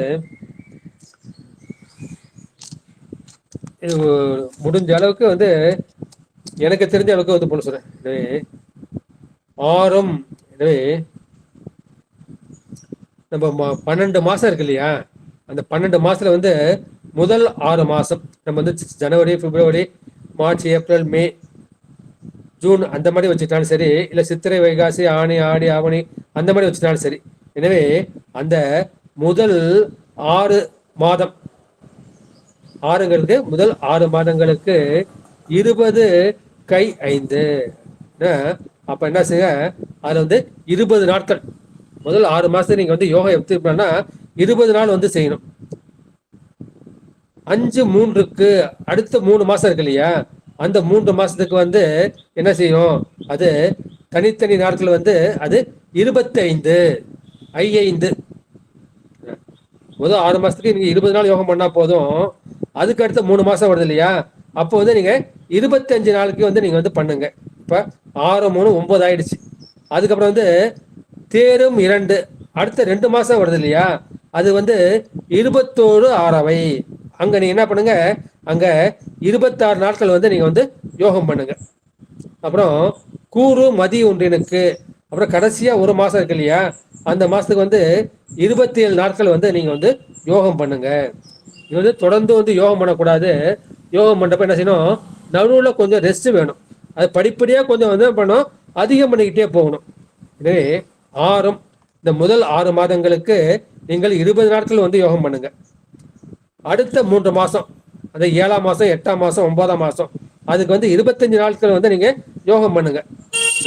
அதுல 10ஆம் மாசம் 11ஆம் மாசம் அந்த 2 மாசத்துக்கு நீங்க வந்து 26 நாள் வந்து நீங்க வந்து யோகம் பண்ணுங்க. இப்ப கடைசியா இருக்கிற இந்த 12ஆம் மாசம் இருக்கு இல்லையா, அங்க வந்து நீங்க 27 நாட்கள் நீங்க வந்து யோகம் செய்யுங்கள் என்று அந்த உடம்பு வந்து நடுவில் வந்து கொஞ்சம் ரெஸ்ட் எடுத்துக்கணும். அதுக்காக உடம்பு வந்து உடனே போய் ஸ்ட்ரெச் பண்ணிக்கிட்டே போகக்கூடாது. அதாவது உடம்புக்கு ரெஸ்ட் கொடுக்கறதுக்காக இவர் என்ன செய்யற, முதல்ல வந்து 6 மாசத்துக்கு 20 நாள் பண்ணுங்க, அடுத்த 3 மாசத்துக்கு வந்து 25 நாள் பண்ணுங்க, அடுத்த 2 மாசத்துக்கு வந்து 26 நாள் பண்ணுங்க, இந்த கடைசி மாசத்துக்கு நீங்க 27 நாட்கள் வந்து பண்ணுங்க. அந்த மாதிரி இப்ப மற்ற நாள் என்ன பண்ணும், மற்ற நாட்கள்ல வந்து நீங்க வந்து அதை ஓய்வு கொள்ள வேண்டும். அங்க வந்து யோகம் பண்ணி உடம்பு வந்து நீங்க கஷ்டப்படுத்தக்கூடாது. அப்ப நீங்க என்ன பண்ணும், இப்போ ஆசனம் பண்றோம், ஆசனம் பண்ண என்ன பண்ணும், 40 நிமிஷம் நம்ம ஆசனம் பண்ணோம்னா 20 நிமிஷம் நம்ம என்ன செய்யணும், அப்போ வந்து நம்ம சவாசனம் எடுத்துக்கணும், ரெஸ்ட் எடுத்துக்கணும். அதே மாதிரி மூச்சு பயிற்சி பண்ணாலும் சரி, பிராணாயாமம் பண்ணாலும் சரி, அப்பயும் வந்து நம்ம ரெஸ்ட் எடுத்துக்கணும். எனவே நீங்க ஓய்வு எடுத்துக்கொள்ள வேண்டும் என்ற கருத்தை வந்து இந்த பாட்டில் சொல்லியிருப்பதற்காக நம்முடைய தர்மபுர ஆதீனத்தில் வந்து பொருள் சொல்லியிருக்கின்றார்கள். அடுத்து 8வது பாடல். விதித்த 20 ஒன்றரையாக தொகுத்தறி 33 தொகுமின் பதித்தறி 18 பாராதிகள் நாள் உதித்தறி 3 முறையே. விதித்த இந்த யோகத்தில் விதித்த என்ன செய்கின்றார்கள், அது தத்துவங்களை நீங்கள் வந்து என்ன செய்யணும், நீங்கள் வந்து என்ன வேண்டும், ஆராய வேண்டும். 28 3 அறையாக.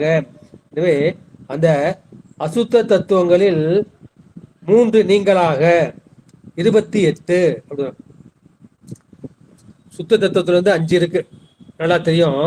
அப்புறம் மிஸ்ர தத்துவம் அல்லது கலப்பு தத்துவம் அல்லது அசுத்த மாயா தத்துவம், அதுல வந்து வித்தியா தத்துவம் தான் ஃபர்ஸ்ட் வருது. அது வந்து காலம், நியதி, கலை, வித்தை, அராகம், புருடன், மாயை என்கின்ற அந்த 7 இருக்கின்ற இல்லையா, அந்த 7 வந்து 3 நீங்கிச்சு வச்சுக்க, பாக்கி எத்தனை இருக்கும், அப்போ வந்து அந்த 4 இருக்கும். அந்த 4ஐயும் ஆன்ம தத்துவம் 24 இருக்கு, அந்த 4ஓட கேட்டுனா அது வந்து 28ஆக வரும். விதித்த 28ஓடு 24 ஆன்ம தத்துவங்கள், வித்தியா தத்துவங்களை 3 நீங்கி பாக்கி 4, அப்ப 28. 3 ஐயாக அப்படின்னா அப்போ என்ன செய்யும், அப்ப சுத்த தத்துவம் 5, சிவம், சக்தி, சாதாக்கியம், மகேஸ்வரம், சுத்த வித்தை, இந்த 5. அப்ப பார்த்தோம்னா தொகுத்தறி 33. அப்ப தத்துவத்துல என்ன செய்யும், இப்ப 33 தத்துவம் வந்து வரும். எனவே அந்த 33 தத்துவங்கள்ல அப்படி அதுல சூக்கும தேகம் வந்து 8. இந்த புரியட்ட காயம்னு சொல்லுவாங்க இல்லையா, அந்த புரியட்ட காயம் வந்து அந்த 5 புலன்கள், சப்தம், ஸ்பரிசம், ரூபம், ரசம், கந்தம் என்கின்ற அந்த 5 அந்த கரணங்களை வந்து அந்த என்ன செய்யும், அந்த சித்தம் வந்து போயிடும். அந்த சித்தத்தை விட்டோம்னா மனம், புத்தி, அகங்காரம் அது பண்ணா அப்ப என்ன செய்யும், 8 வரும். அது வந்து சூக்கும தேகமாக இருக்கும். புரிஞ்சுதா? இப்ப சூக்கும தேகம் வந்து அந்த 5 புலன்கள் அல்லது தன்மாத்திரைகள், சப்தம், ஸ்பரிசம், ரூபம், ரசம், கந்தம், அது கூட சேர்ந்து அந்த 3 எது அந்த கரணத்தை சித்தத்தை விட்டோம்னா மனம், புத்தி, அகங்காரம் இது சேர்த்து அது சூக்கும தேகம் அல்லது புரியட்ட காயம். அப்புறம் இந்திரியம் 10. இந்திரியம் 10னா அந்த கண்மேந்திரியம் 10, 5 ஞானேந்திரியம் 5. மெய், வாய், கண், மூக்கு, செவி என்கின்ற அறிவு கருவிகள் 5. கை, கால், குதம், குறி, வாய் என்கின்ற அந்த செயல் கருவிகள், தொழில் கருவிகள் இருக்கு. அந்த இந்திரியம் 10. சரி, அப்புறம் அப்ப என்ன, அப்ப 18 ஆச்சு. 18 அந்த பஞ்சபூதங்கள், நிலம், நீர், நெருப்பு, காற்று, ஆகாயம் இது எல்லாமே இதுக்குள் அடக்கம். எனவே அப்புறம் என்ன செய்யும், இந்த பூதங்களும் ஒன்றுக்குள் அடக்கம். எப்படி, அந்த நிலம் நீருக்குள் அடக்கம், நீர் நெருப்புக்குள் அடக்கம், நெருப்பு காற்றுக்குள் அடக்கம், காற்று ஆகாயத்துக்குள் அடக்கம். இந்த மாதிரி அது தோன்றின என்பதை நீ அப்ப 3 தத்துவம் நீ நீக்கிறேன்னு சொல்றீங்களே, அந்த 3 என்ன அப்படின்னா, ஒண்ணு அந்த புருடன், புருடன்கிறது ஆன்ம தத்துவம். அப்புறம் மாயை, இந்த வித்தியாசத்துல வருது இல்லையா, காலம், நியதி, கலை, வித்தை, அராகம், புருடன், மாயைன்னு வருது. அதுல அந்த புருடனும் மாயையும் அந்த ஆன்ம தத்துவத்துல மூலப்பிரகிருதி இருக்கு இல்லையா, அந்த பிரகிருதி இந்த 3ஐயும் தேர்த்துட்டு பாக்கி 33ஆக இவர் ஒரு கணக்கு வச்சிருக்காரு. எனவே அந்த 28 உள்பட 33. மறுபடியும் சொல்றேன், 24 ஆன்ம தத்துவம். அதுல வித்யா தத்துவம் 7 இருக்கு. 7ல 3 நீக்கியாச்சு, 3 பாக்கி 4 இருக்கு. அந்த 4 சேர்த்தோம்னா 28. அந்த 28ஓட 5 சிவதத்துவம் இல்ல சுத்தத்துவம், அதை கூட்டம்னா 33. இந்த கணக்குக்காக இதை சொல்றேன். நீங்க புரிஞ்சுக்கிட்டாலும் சரி, புரியலனாலும் சரி, இது மாதிரி இருக்கின்றது. எனவே அந்த புரியட்ட காயம் அட்டம்னா 8. அதுல 8 இருக்கு.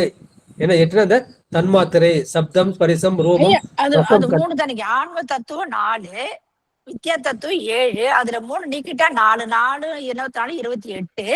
சுத்த தத்துவம் 3, மொத்தம் 31 தானங்க வருது. 33 5. சுத்தத்துவம் 5. ஓ சரி சரி சரி. சிவம், சக்தி, இந்த மாதிரி 3 சுருக்கணும். லய சிவம், போக சிவம், அதே 3 சுருக்கணும். ஆமா ஆமா. அப்புறம் சுத்த தத்துவம் ரைட். சிவம், சக்தி, சாதாக்கியம், மகேஸ்வரம், சுத்த வித்தை. சரி சரி. அப்படின்னா 33. இதுக்கு நம்முடைய தண்டமணி தேசிகரைய உரை செய்யல, திருவாரூர் ஆதியத்துல இது உரை செய்யல. சரிங்களா, இந்த கணக்கை நீங்க தெரிஞ்சுக்கணும் அப்படிங்கறதால இதை நான் பார்த்து உங்களுக்கு சொல்லுங்க. இது உங்களுக்கு புரிஞ்சாலும் சரி, புரியாட்டாலும் சரி, இந்த மாதிரி ஒண்ணு இருக்குன்னு நீங்க தெரிஞ்சுக்கங்க. ஏன்னா ஒரு கஷ்டப்பட்டு நமக்காக அந்த பாட்டை நமக்கு எழுதி கொடுத்துருக்காரு. அடுத்து 9வது திருப்பாடல். முறை முறையாய்ந்து முயன்றிலராகில் இறை இறையார்க்கும் இருக்க அரிது, மறை அது காரணம் மற்றொன்றும் இல்லை, பறை அறையாது பணிந்து முடியே.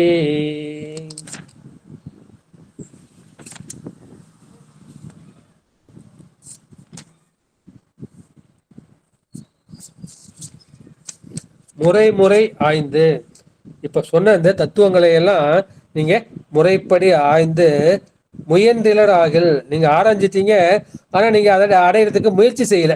அது முயற்சி செஞ்சானா அது தொகுத்தறி 33 தொகுதி மின். இந்த 33 தொகுதி என்னன்னு பார்த்துட்டோம். ஆன்ம தத்துவம் 24, வித்யா தத்துவத்துல 3 நீக்கிட்டு பாக்கி 4, அது 8, சுத்த தத்துவம் 5. ஆக அந்த 33ஐயும் நீங்கள் அதை நீங்கள் முயன்று பார்க்கவில்லை என்றால் என்ன இருக்க அரிது. இதை இறைவனை நீங்கள் பார்ப்பது அரிது. மறையது காரணம், இது நம்ம எவ்வளவு மறைவாக சொன்னாலும் சரி, அல்லது மறையாகிய வேதத்தில் சொல்லியிருந்தாலும் சரி, காரணம் மற்றொன்றும் இல்லை. இந்த காரணம் என்ன, இது உங்களுக்கு பிடிபட்டு போச்சுன்னு வச்சுங்க, நீங்க பெரிய ஞானி ஆகிடுவீங்க, பெரிய யோகி ஆகிடுவீங்க. பெரிய யோகிங்கிறப்ப உங்களால் எல்லாம் செய்ய முடியும். அதற்காக தான் நீங்கள் என்ன செய்யறாள், இது யாருக்கும் பறை அறியாது.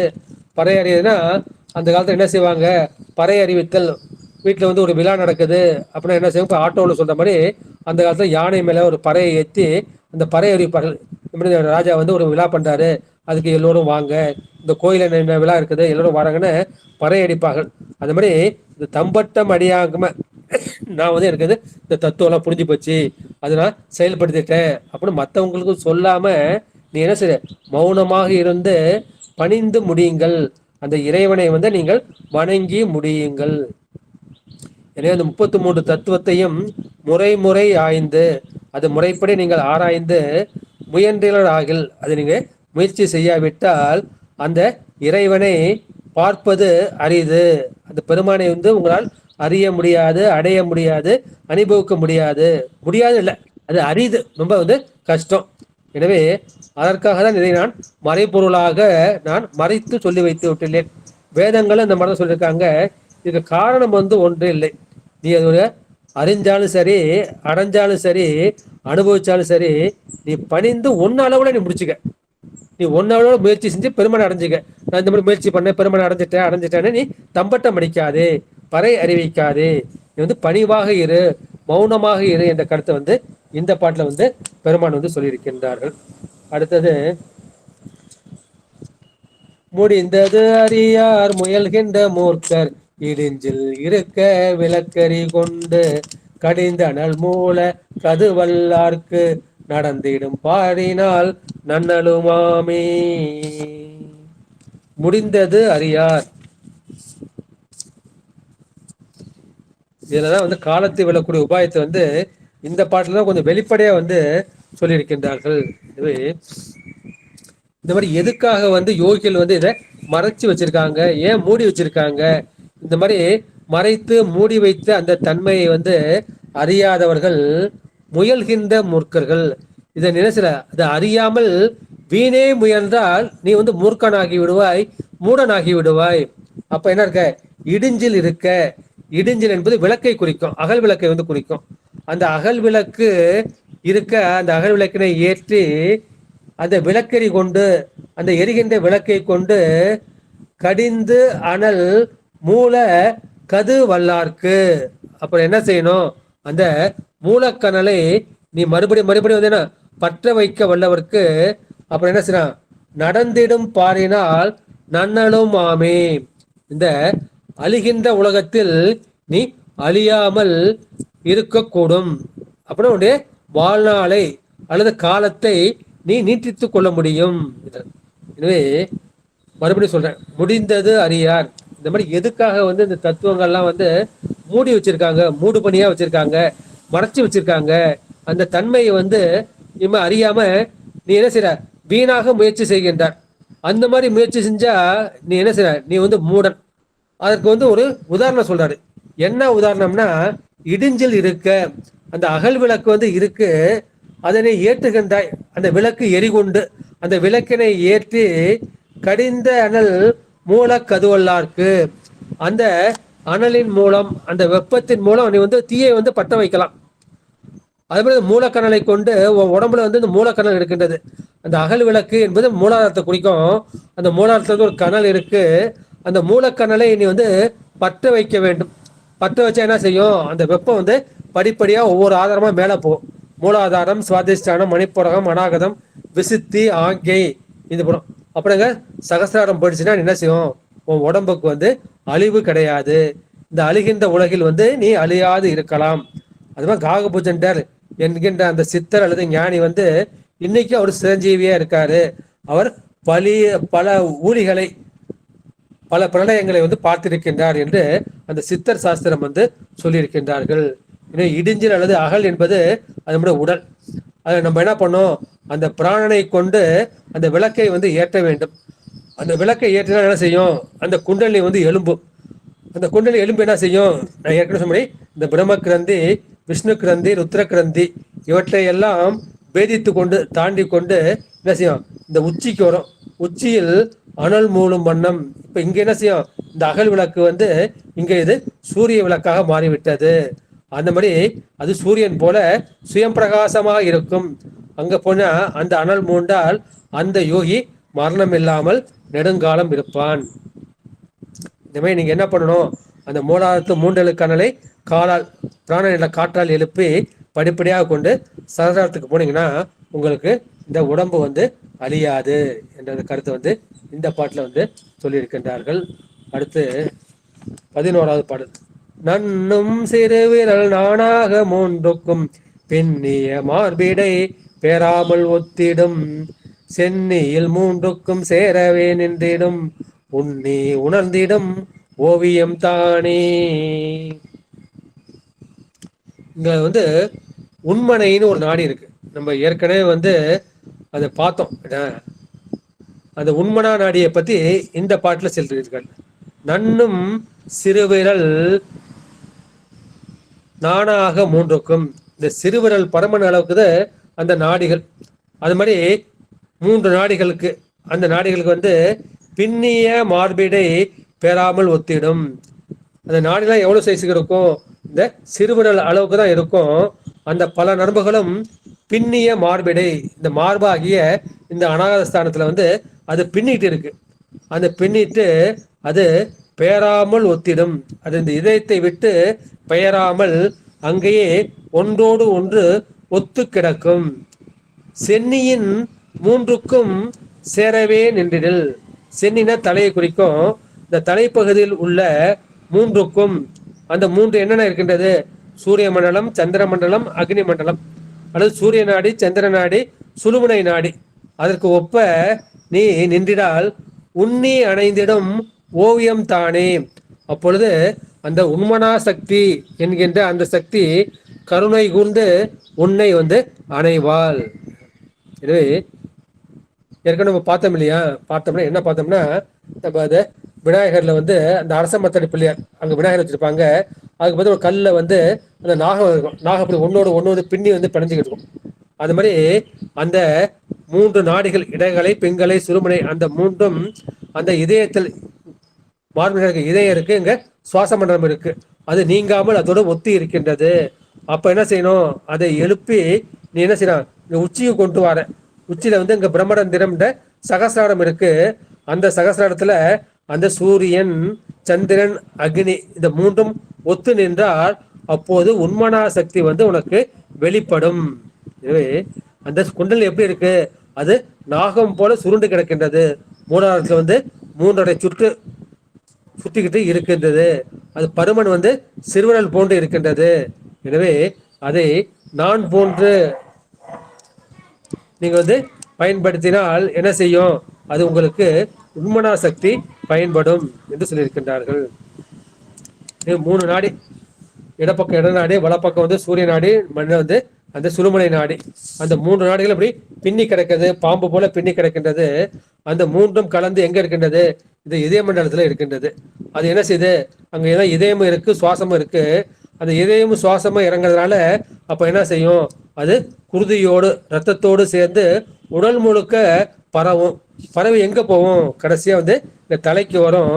தலையில இது நிலைப்பட்டு நின்றால் அப்போது உண்மனா சக்தி என்கின்ற அந்த மனோன்மணி சக்தி வெளிப்பட்டு உங்களுக்கு அருள் புரிவாள் என்ற கருத்தை இந்த பாட்டுல சொல்லியிருக்கின்றார்கள். அதுக்கு நிறைவு பாடல். ஓவியமான உணர்வை அறிமின்கள் பாவிகள் இத்தின் பயனறிவாரில்லை தீவினையாம் உடல் மண்டலம் ஒன்றுக்கும் பூவில் இருந்திடும் புண்ணிய தண்டே. ஓவியம் ஒரு சித்திரம் போல, ஒரு ஓவியம் போன்ற அந்த உணர்வை, அந்த தியான உணர்வை அல்லது தியான ஞானத்தை நீங்கள் அறிமின்கள், நீங்கள் அறிந்து அனுபவியுங்கள். பாவிகள், பாவம் செய்த அந்த பாவகாரிகள் இத்தின் இந்த தியானத்தின் பயன் அறிவார் இல்லை. இந்த தியானத்தால் கிடைக்கக்கூடிய அந்த பயனை அவர்கள் அறிய மாட்டார்கள். தீவினையாம் உடல், இந்த உடம்புல எது வினை போகமே ஒரு தேகம் கண்டாய். நம்ம நிறைய நல்லது பண்ணியிருக்கோமா கெட்டது பண்ணியிருக்கோமானா கெட்டதுதான் நம்ம நிறைய பண்ணியிருக்கோம். எனவே தீவினையால் உடல், இந்த தீவினையால் உழைந்த இந்த உடல்கண் மண்டலம் 3க்கும், அங்கே 3 மண்டலம் இருக்கின்றது. அக்னி மண்டலம், சூரிய மண்டலம், சந்திர மண்டலம். அந்த 3க்கும் பூவில், அந்த 3க்கும் மேலே ஒரு பூ இருக்கின்றது. அது பூ எது? இங்க 1000 இதழ் தாமரை. அந்த பூவில் இருந்திடும் புண்ணிய தண்டு. அது ஒரு புண்ணியமாகிய ஒரு தாமரை தண்டு இருக்கின்றது. அந்த தாமரை தண்டு தான் அந்த சுழுமுனை நாடி. சுழுமுனை நாடு எங்க இருக்கு? அங்க மூலாதாரத்திலிருந்து அப்படியே நேரா சுவாதிஷ்டானம், மணிப்புரகம், அநாகதம், விசுத்தி ஆகி சகசாரம், அப்படியே ஒரு தண்டு மாதிரி போகுது, தாமரை தண்டு மாதிரி போகுது. அது என்ன செய்யுது, இந்த உடம்பு வந்து ஒரு வினையினால் விளைந்த அந்த உடல், அந்த உடல்ல 3 கட்டுகள் இருக்கின்றன. பிரம்ம கிரந்தின்னு ஒரு கட்டு, விஷ்ணு கிரந்தின்னு ஒரு கட்டு, ருத்ர கிரந்தின்னு கட்டு. அந்த 3 கிரந்திகளையும் கட்டுகளையும் வியாபத்தி நிற்கும். அந்த மாதிரி நீங்க போனீங்கன்னா உங்களுக்கு என்ன செய்யும், உங்களுக்கு அந்த யோகத்தின் தன்மை வந்து விளங்கும் என்ற கருத்தை வந்து சொல்லியிருக்கின்றார். எனவே இது மறுபடியும் வந்து ஒரு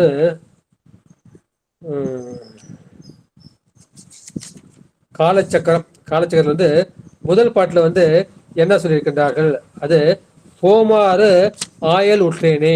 இதுல முதல் பாட்டுல வந்து அந்த சந்திர மண்டலம் வந்து இங்க இருக்கு. அந்த சந்திர மண்டலத்துல தான் மேரு இருக்கின்றது. அந்த மேருல வந்து 5 நாடிகள் அல்லது 5 கலைகள் வந்து கூடி இருக்கின்றன. அதை தாண்டி என்ன இருக்கின்றது, அந்த துவாதச அந்த பெருவழி இருக்கின்றது. அந்த பெருவழிக்குள் நாம் கலக்குவதை நான் ஆராய தொடங்கினேன் என்ற கருத்தை வந்து இந்த பாட்டு சொல்லுங்கள். இது அக்னி மண்டலம், சூரிய மண்டலம், சந்திர மண்டலம். இந்த சந்திர மண்டலம் தான் மேரு. இந்த மேல வந்து 5 நாடுகள் கூடி இருக்கின்றன. அந்த 12 அங்குலத்துக்கு மேல துவாதசாந்த வட்டம் இருக்கின்றது. அங்க பெருமான் வந்து அருள் புரிகின்றார். அதை உங்களுக்கு ஆய்ந்து சொல்ல தொடங்கினேன் என்ற முதல் பாட்டுல வந்து சொன்னாரு. 2வது பாட்டுல வந்து என்ன செய்கிறார்கள், அற்று அறியாது அழிகின்ற வாழே. இந்த காலத்தை வந்து நீ என்ன செய்யணும், அதை அறியாமல் இறந்துபடுகின்றாரே என்று அந்த இறங்கி உரைக்கின்றார். அதுக்கு என்ன செய்யணும், அந்த 5 பொறிகள் இருக்கின்றன. அந்த 5 பொறிகள் 5 அறிவு இருக்கின்றது. அதை பகுத்துணர்கின்ற 6வது அறிவு இருக்கின்றது. அதில் அழுந்து அறிகின்ற ஆராய்ந்து அறிகின்ற அந்த 7வது அறிவு இருக்கின்றது. அப்புறம் ஞானசாத்திரத்தை கற்றுக்கின்ற 8வது அறிவு இருக்கின்றது. அப்புறம் அதை அனுபவித்து அறிகின்ற அந்த 9வது அறிகின்றது. அப்ப என்ன செய்கிறார்கள், அதை நீ பற்றி கொண்டு பெருமானுடைய திருவடியை பற்றி கொண்டு 10வது அறிவு இருக்கின்றது. அந்த மாதிரி பற்றிக்கிட்டேன்னா உனக்கு அழிவு கிடையாது, இல்லை நீ அழிந்து போய் விடுவாய் என்ற கருத்தை வந்து இந்த 3வது பாட்டுல வந்து சொல்லியிருக்கின்றார்கள். அடுத்து இந்த அழிகின்ற ஆண்டு, அது உடம்பு வந்து ஒவ்வொரு வருஷமா நம்ம கூடிக்கிட்டே போகுது நினைக்கிறோம். ஆனா ஒவ்வொரு வருஷமும் உங்களுக்கு கழிஞ்சுக்கிட்டே போகுது. அதை 4 கண்டமா பிரிக்கிறாரு. முதல் கண்டம் வந்து 25 முதல் 28 வரை. அடுத்த கண்டம் வந்து 30 முதல் 33 வரை. 4வது வந்து 62 வயது வரை. அப்புறம் 4வது வந்து அந்த 100 வயது வரை. இதே 100 மேல் கண்டத்துக்கு கணக்கு கிடையாது. அப்புறம் யோகம் எப்படி ஆரம்பிக்கிறது அடுத்த பாட்டை சொல்லியிருக்காங்க. அப்போ வந்து நீங்க பிறந்த நாள் அது உள்ள நட்சத்திரம், அதுக்கு அடுத்த நாள் அதுக்கு உண்டான நட்சத்திரம், அதுக்கு 2வது நாள் அதுக்கு உண்டான நட்சத்திரம், அப்புறம் 3வது நாள், அப்புறம் 8வது நாள். இந்த 4 நாளை தவிர்த்து பாக்கி 3 நாள்ல நீங்க யோகத்தை ஆரம்பிங்க என்ற அந்த கருத்தை வந்து அடுத்த பாட்டுல வந்து சொன்னாரு. அடுத்து சொல்லிட்டு என்ன செய்யணும், அந்த நீங்க வந்து தத்துவங்களை வந்து ஆராய வேண்டும். முதல்ல ஆன்ம தத்துவம் 25ன்னு சொன்னாரு. ஏன்னா அந்த ஆன்ம தத்துவம் 24, புருஷன் சேர்த்தா 25. அந்த 25 ஆகி அந்த ஆன்ம தத்துவம். அப்புறம் சுவாசத்துல வந்து வெளி சுவாசத்துல 12 அங்குலம் போகுது, 8 அங்குலம் திரும்பி வருது. இன்னும் 4 அங்குலம் வந்து பிராண நஷ்டம் ஏற்படுது. அது நஷ்டமாகாம நீங்க என்ன பண்ணணும், அதை கும்பகம் செய்து உள்ளுக்கு இருத்தி நீங்கள் 6 ஆதாரங்களை தியானம் பண்ணா உங்களுக்கு 6 ஆதார தரிசனம் கிடைக்கும் அப்படின்னு சொன்னாரு. அப்புறம் 4ம் கடந்தது அப்படின்னா மண்டலம் 3 மண்டலம் இல்லப்பா, 4 மண்டலம். இந்த 3 மண்டலம் தாண்டி துவாதச மண்டலம் என்ற சக்தி மண்டலம் இருக்கின்றது. அந்த 4 மண்டலத்துக்கு 4 பேர்கள் இருக்கின்றார்கள். அந்த 4 பேர்கள் சேர்த்தானா உங்களுக்கு 9 வடிவம் கிடைக்கும். அவதான் நவந்தரு பேதம் என்பதை நம்ம நல்லா விளக்கமா வந்து பார்த்தோம். நவந்தரு பேதம் அது வந்து பிரம்மா, விஷ்ணு, ருத்ரன், மகேஸ்வரன் இந்த 4 பேரும் வந்து உருவம். சதாசிவன் வந்து அருவுருவம். அதுக்கு மேல சக்தி, சிவம், விந்து, நாதம், அது 4 அருவம். எனவே அந்த நவந்தரு பேதத்துல 4 அருவம், 4 உருவம், ஒரு அருவுருவம் என்று இந்த நவந்தரு பேதமாக பெருமான் வந்து நமக்கு என்ன செய்கின்றார்கள், நமக்கு அருள் புரிகின்றான் என்ற அந்த கணக்கு வந்து சொன்னாரு. அதுக்கு அடுத்த பாட்டு இதை எப்படி வந்து நம்ம பார்த்தோம், அது 7வது பாட்டு வந்து பார்த்தோம் இல்லையா. அந்த 6-20 முதல் 6 மாசம் வந்து 20 நாள் தியானம் பண்ணு, அடுத்த 3 மாசம் நம்ம 25 நாள் தியானம் பண்ணு, அதுக்கு அடுத்த 2 மாசம் நீ என்ன பண்ணு 26 நாள் பண்ணு, கடைசி உள்ள 1 மாசத்துக்கு வந்து நீ என்ன பண்ணு 27 நாள் பண்ணு, பாக்கி நாள்லாம் நீ ஓய்வு எடுத்துக்க, உடம்பு ரொம்ப அதிகமா வந்து முறுக்காத அப்படின்னு பார்த்தாரு. அதுக்கு 8வது பாட்டு, அந்த 8வது பாட்டுல என்ன பண்ணாரு, அந்த 33 36 வந்து 33 மாத்தினார் 36 தத்துவத்தை. அப்ப ஆன்ம தத்துவம் 24 அப்படியே தான் இருக்குது. வித்யா தத்துவத்துல 7த்துல 3 குறைச்சிக்கிட்டார். 3 குறைச்சிக்கிட்டு பாக்கி 4, 24 28. அது கூட 5 சிவதத்துவம் கேட்டா 33. அந்த 33 நீங்க தொகுத்து பார்த்துங்க. அதுல வந்து புரியட்ட காயம் வந்து இருக்கின்றது. அந்த புரியட்ட காயம் வந்து அந்த சப்தம், பரிசம், ரூபம், ரசம், கந்தம் என்கின்ற 5 தன்மாத்திரைகள். அது கூட அந்த காலத்துல 1 தள்ளிட்டு அந்த சித்தத்தை தள்ளிட்டோம்னா உனக்கு மனம், புத்தி, அகங்காரம், அந்த புரியட்ட காயம் இருக்கும். புரியட்ட காயம் மேல உங்களுக்கு குணசரீரம் இருக்கும். குணசரீரத்துக்கு மேல கஞ்சுக சரீரம் இருக்கும். அதுக்கு மேல வந்து காரண சரீரம் இருக்கும். அந்த மாதிரி 5 சரீரம் இருக்கும். இது எல்லாமே 5 பூதங்களுக்குள் அடக்கம் என்று அந்த பாட்டுல சொன்னாரு. அடுத்து 9வது பாட்டுல வந்து அவரு என்ன செய்றாரு, இதை வந்து முறை ஆய்ந்து நீங்க முறைப்படி ஆராய்ச்சி பண்ணி முயற்சி செஞ்சு போயிடும். அந்த மாதிரி செஞ்சாதான் இது எவ்வளவு பெரிய அற்புதம்னு உனக்கு தெரியும். இல்லைன்னா ரொம்ப அற்பமான எண்ணிடுவேன்.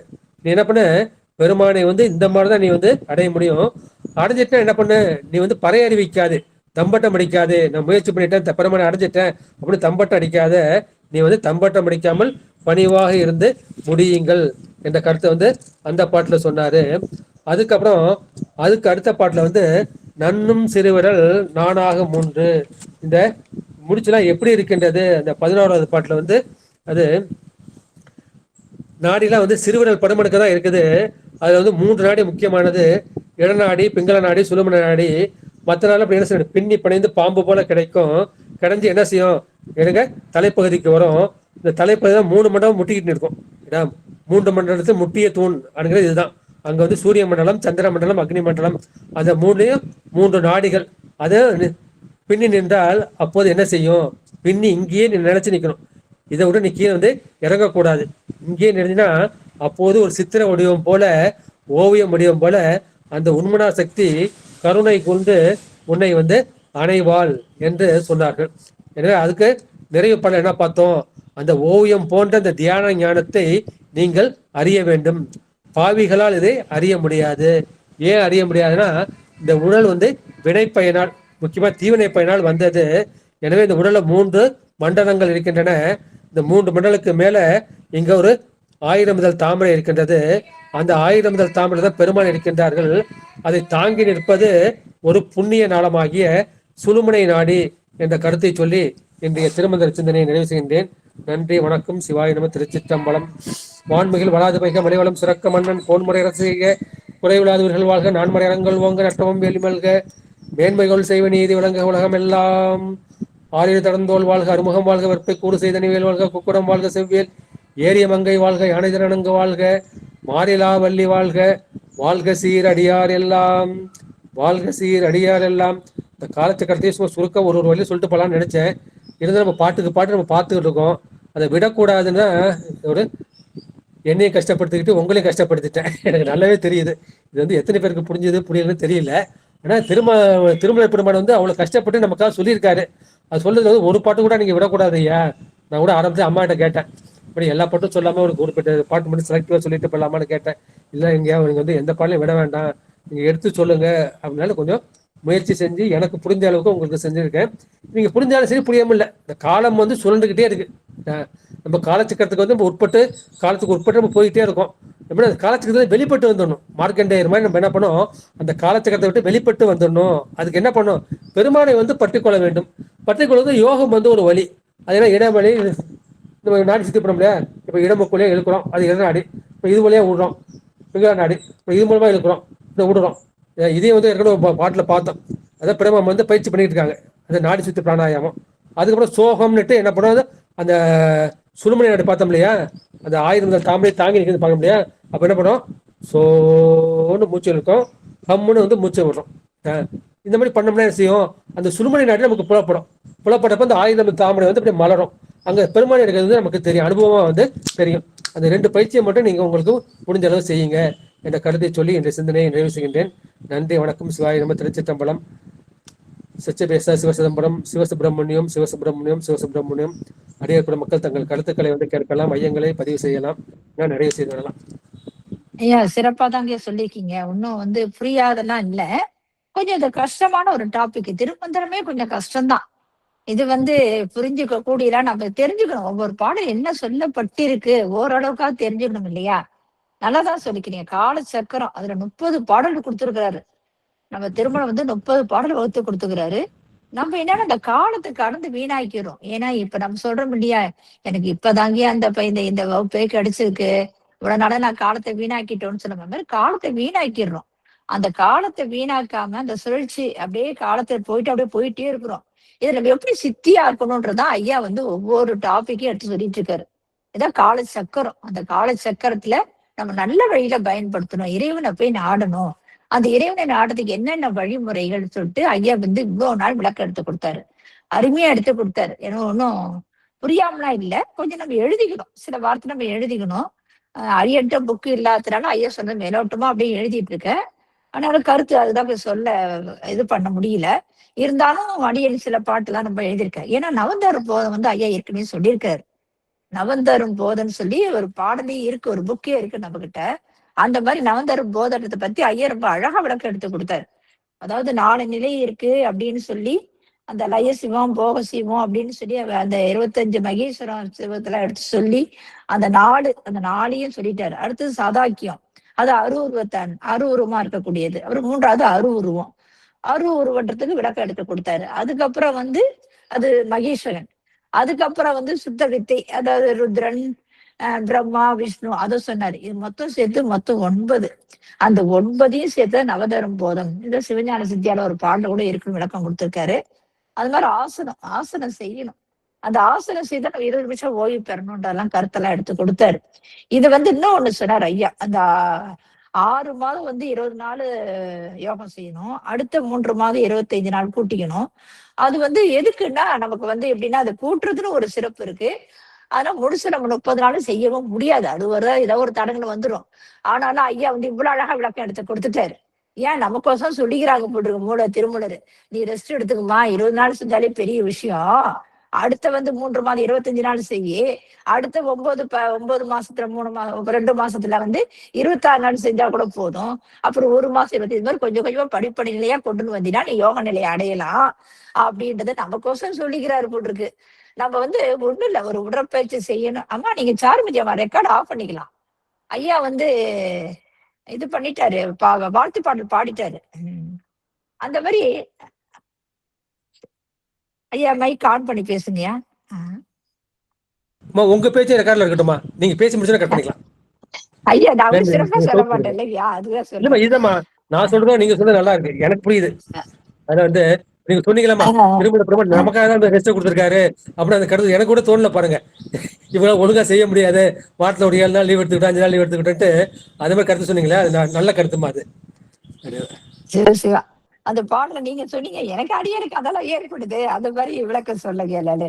அது மாதிரி ஐயா வந்து நமக்கோசம் அது மாதிரி வகுத்தே வச்சிருக்கிறாங்க கொடுங்க, நம்மளால தொடர்ச்சியா செய்ய முடியாதனால இது மாதிரி கொஞ்சம் ரெஸ்ட் கொடுக்கணும் அப்படின்னு சொல்றாரு. ரொம்ப சிறப்பா கருத்தெல்லாம் எடுத்து கொடுத்தாரு. அதுக்கப்புறம் பாருங்களேன், அந்த ஆன்ம தத்துவம் 24, கண்மேந்திரியம், அந்த இந்திரியம், இந்த மாதிரிலாம் 27, இதெல்லாம் 28, சுத்த வித்தையில 5, மொத்தம் 33க்கு முதல்ல விளக்கம் புரியல. அப்புறம் ஐயா சொல்லக்கூடாதான் விளக்கம் புரிஞ்சது. இந்த மாதிரி எல்லாம் நம்ம முறைப்படி ஆராய்ந்து முயற்சி செய்தா அந்த மறைப்பொருளாக இருக்கக்கூடிய பெருமானை நம்ம உணரலாம் அப்படின்னு தான் அழகான தத்துவமா நமக்கு விளக்கம் எடுத்து கொடுக்குறாரு. இவ்வளோ வந்து கஷ்டப்பட்டு ஐயா வந்து திருமந்திரம் பெரும்பாலும் எல்லாராலையும் விளக்கம் சொல்ல முடியாதுங்கம்மா. அது திருப்பி திருப்பி பல நூல்ல ஆராய்ச்சி பண்ணி பார்த்து பார்த்து படிச்சுதான் விளக்கம் கொடுக்க முடியும். அது நல்லா உணர்ந்துங்க. அதனால ஐயா அந்த யோக நிலையில ஓரளவுக்கு இருக்கிறதுனால ஐயா வந்து இந்த மாதிரிலாம் விளக்கம் எடுத்துட்டு இருக்காரு.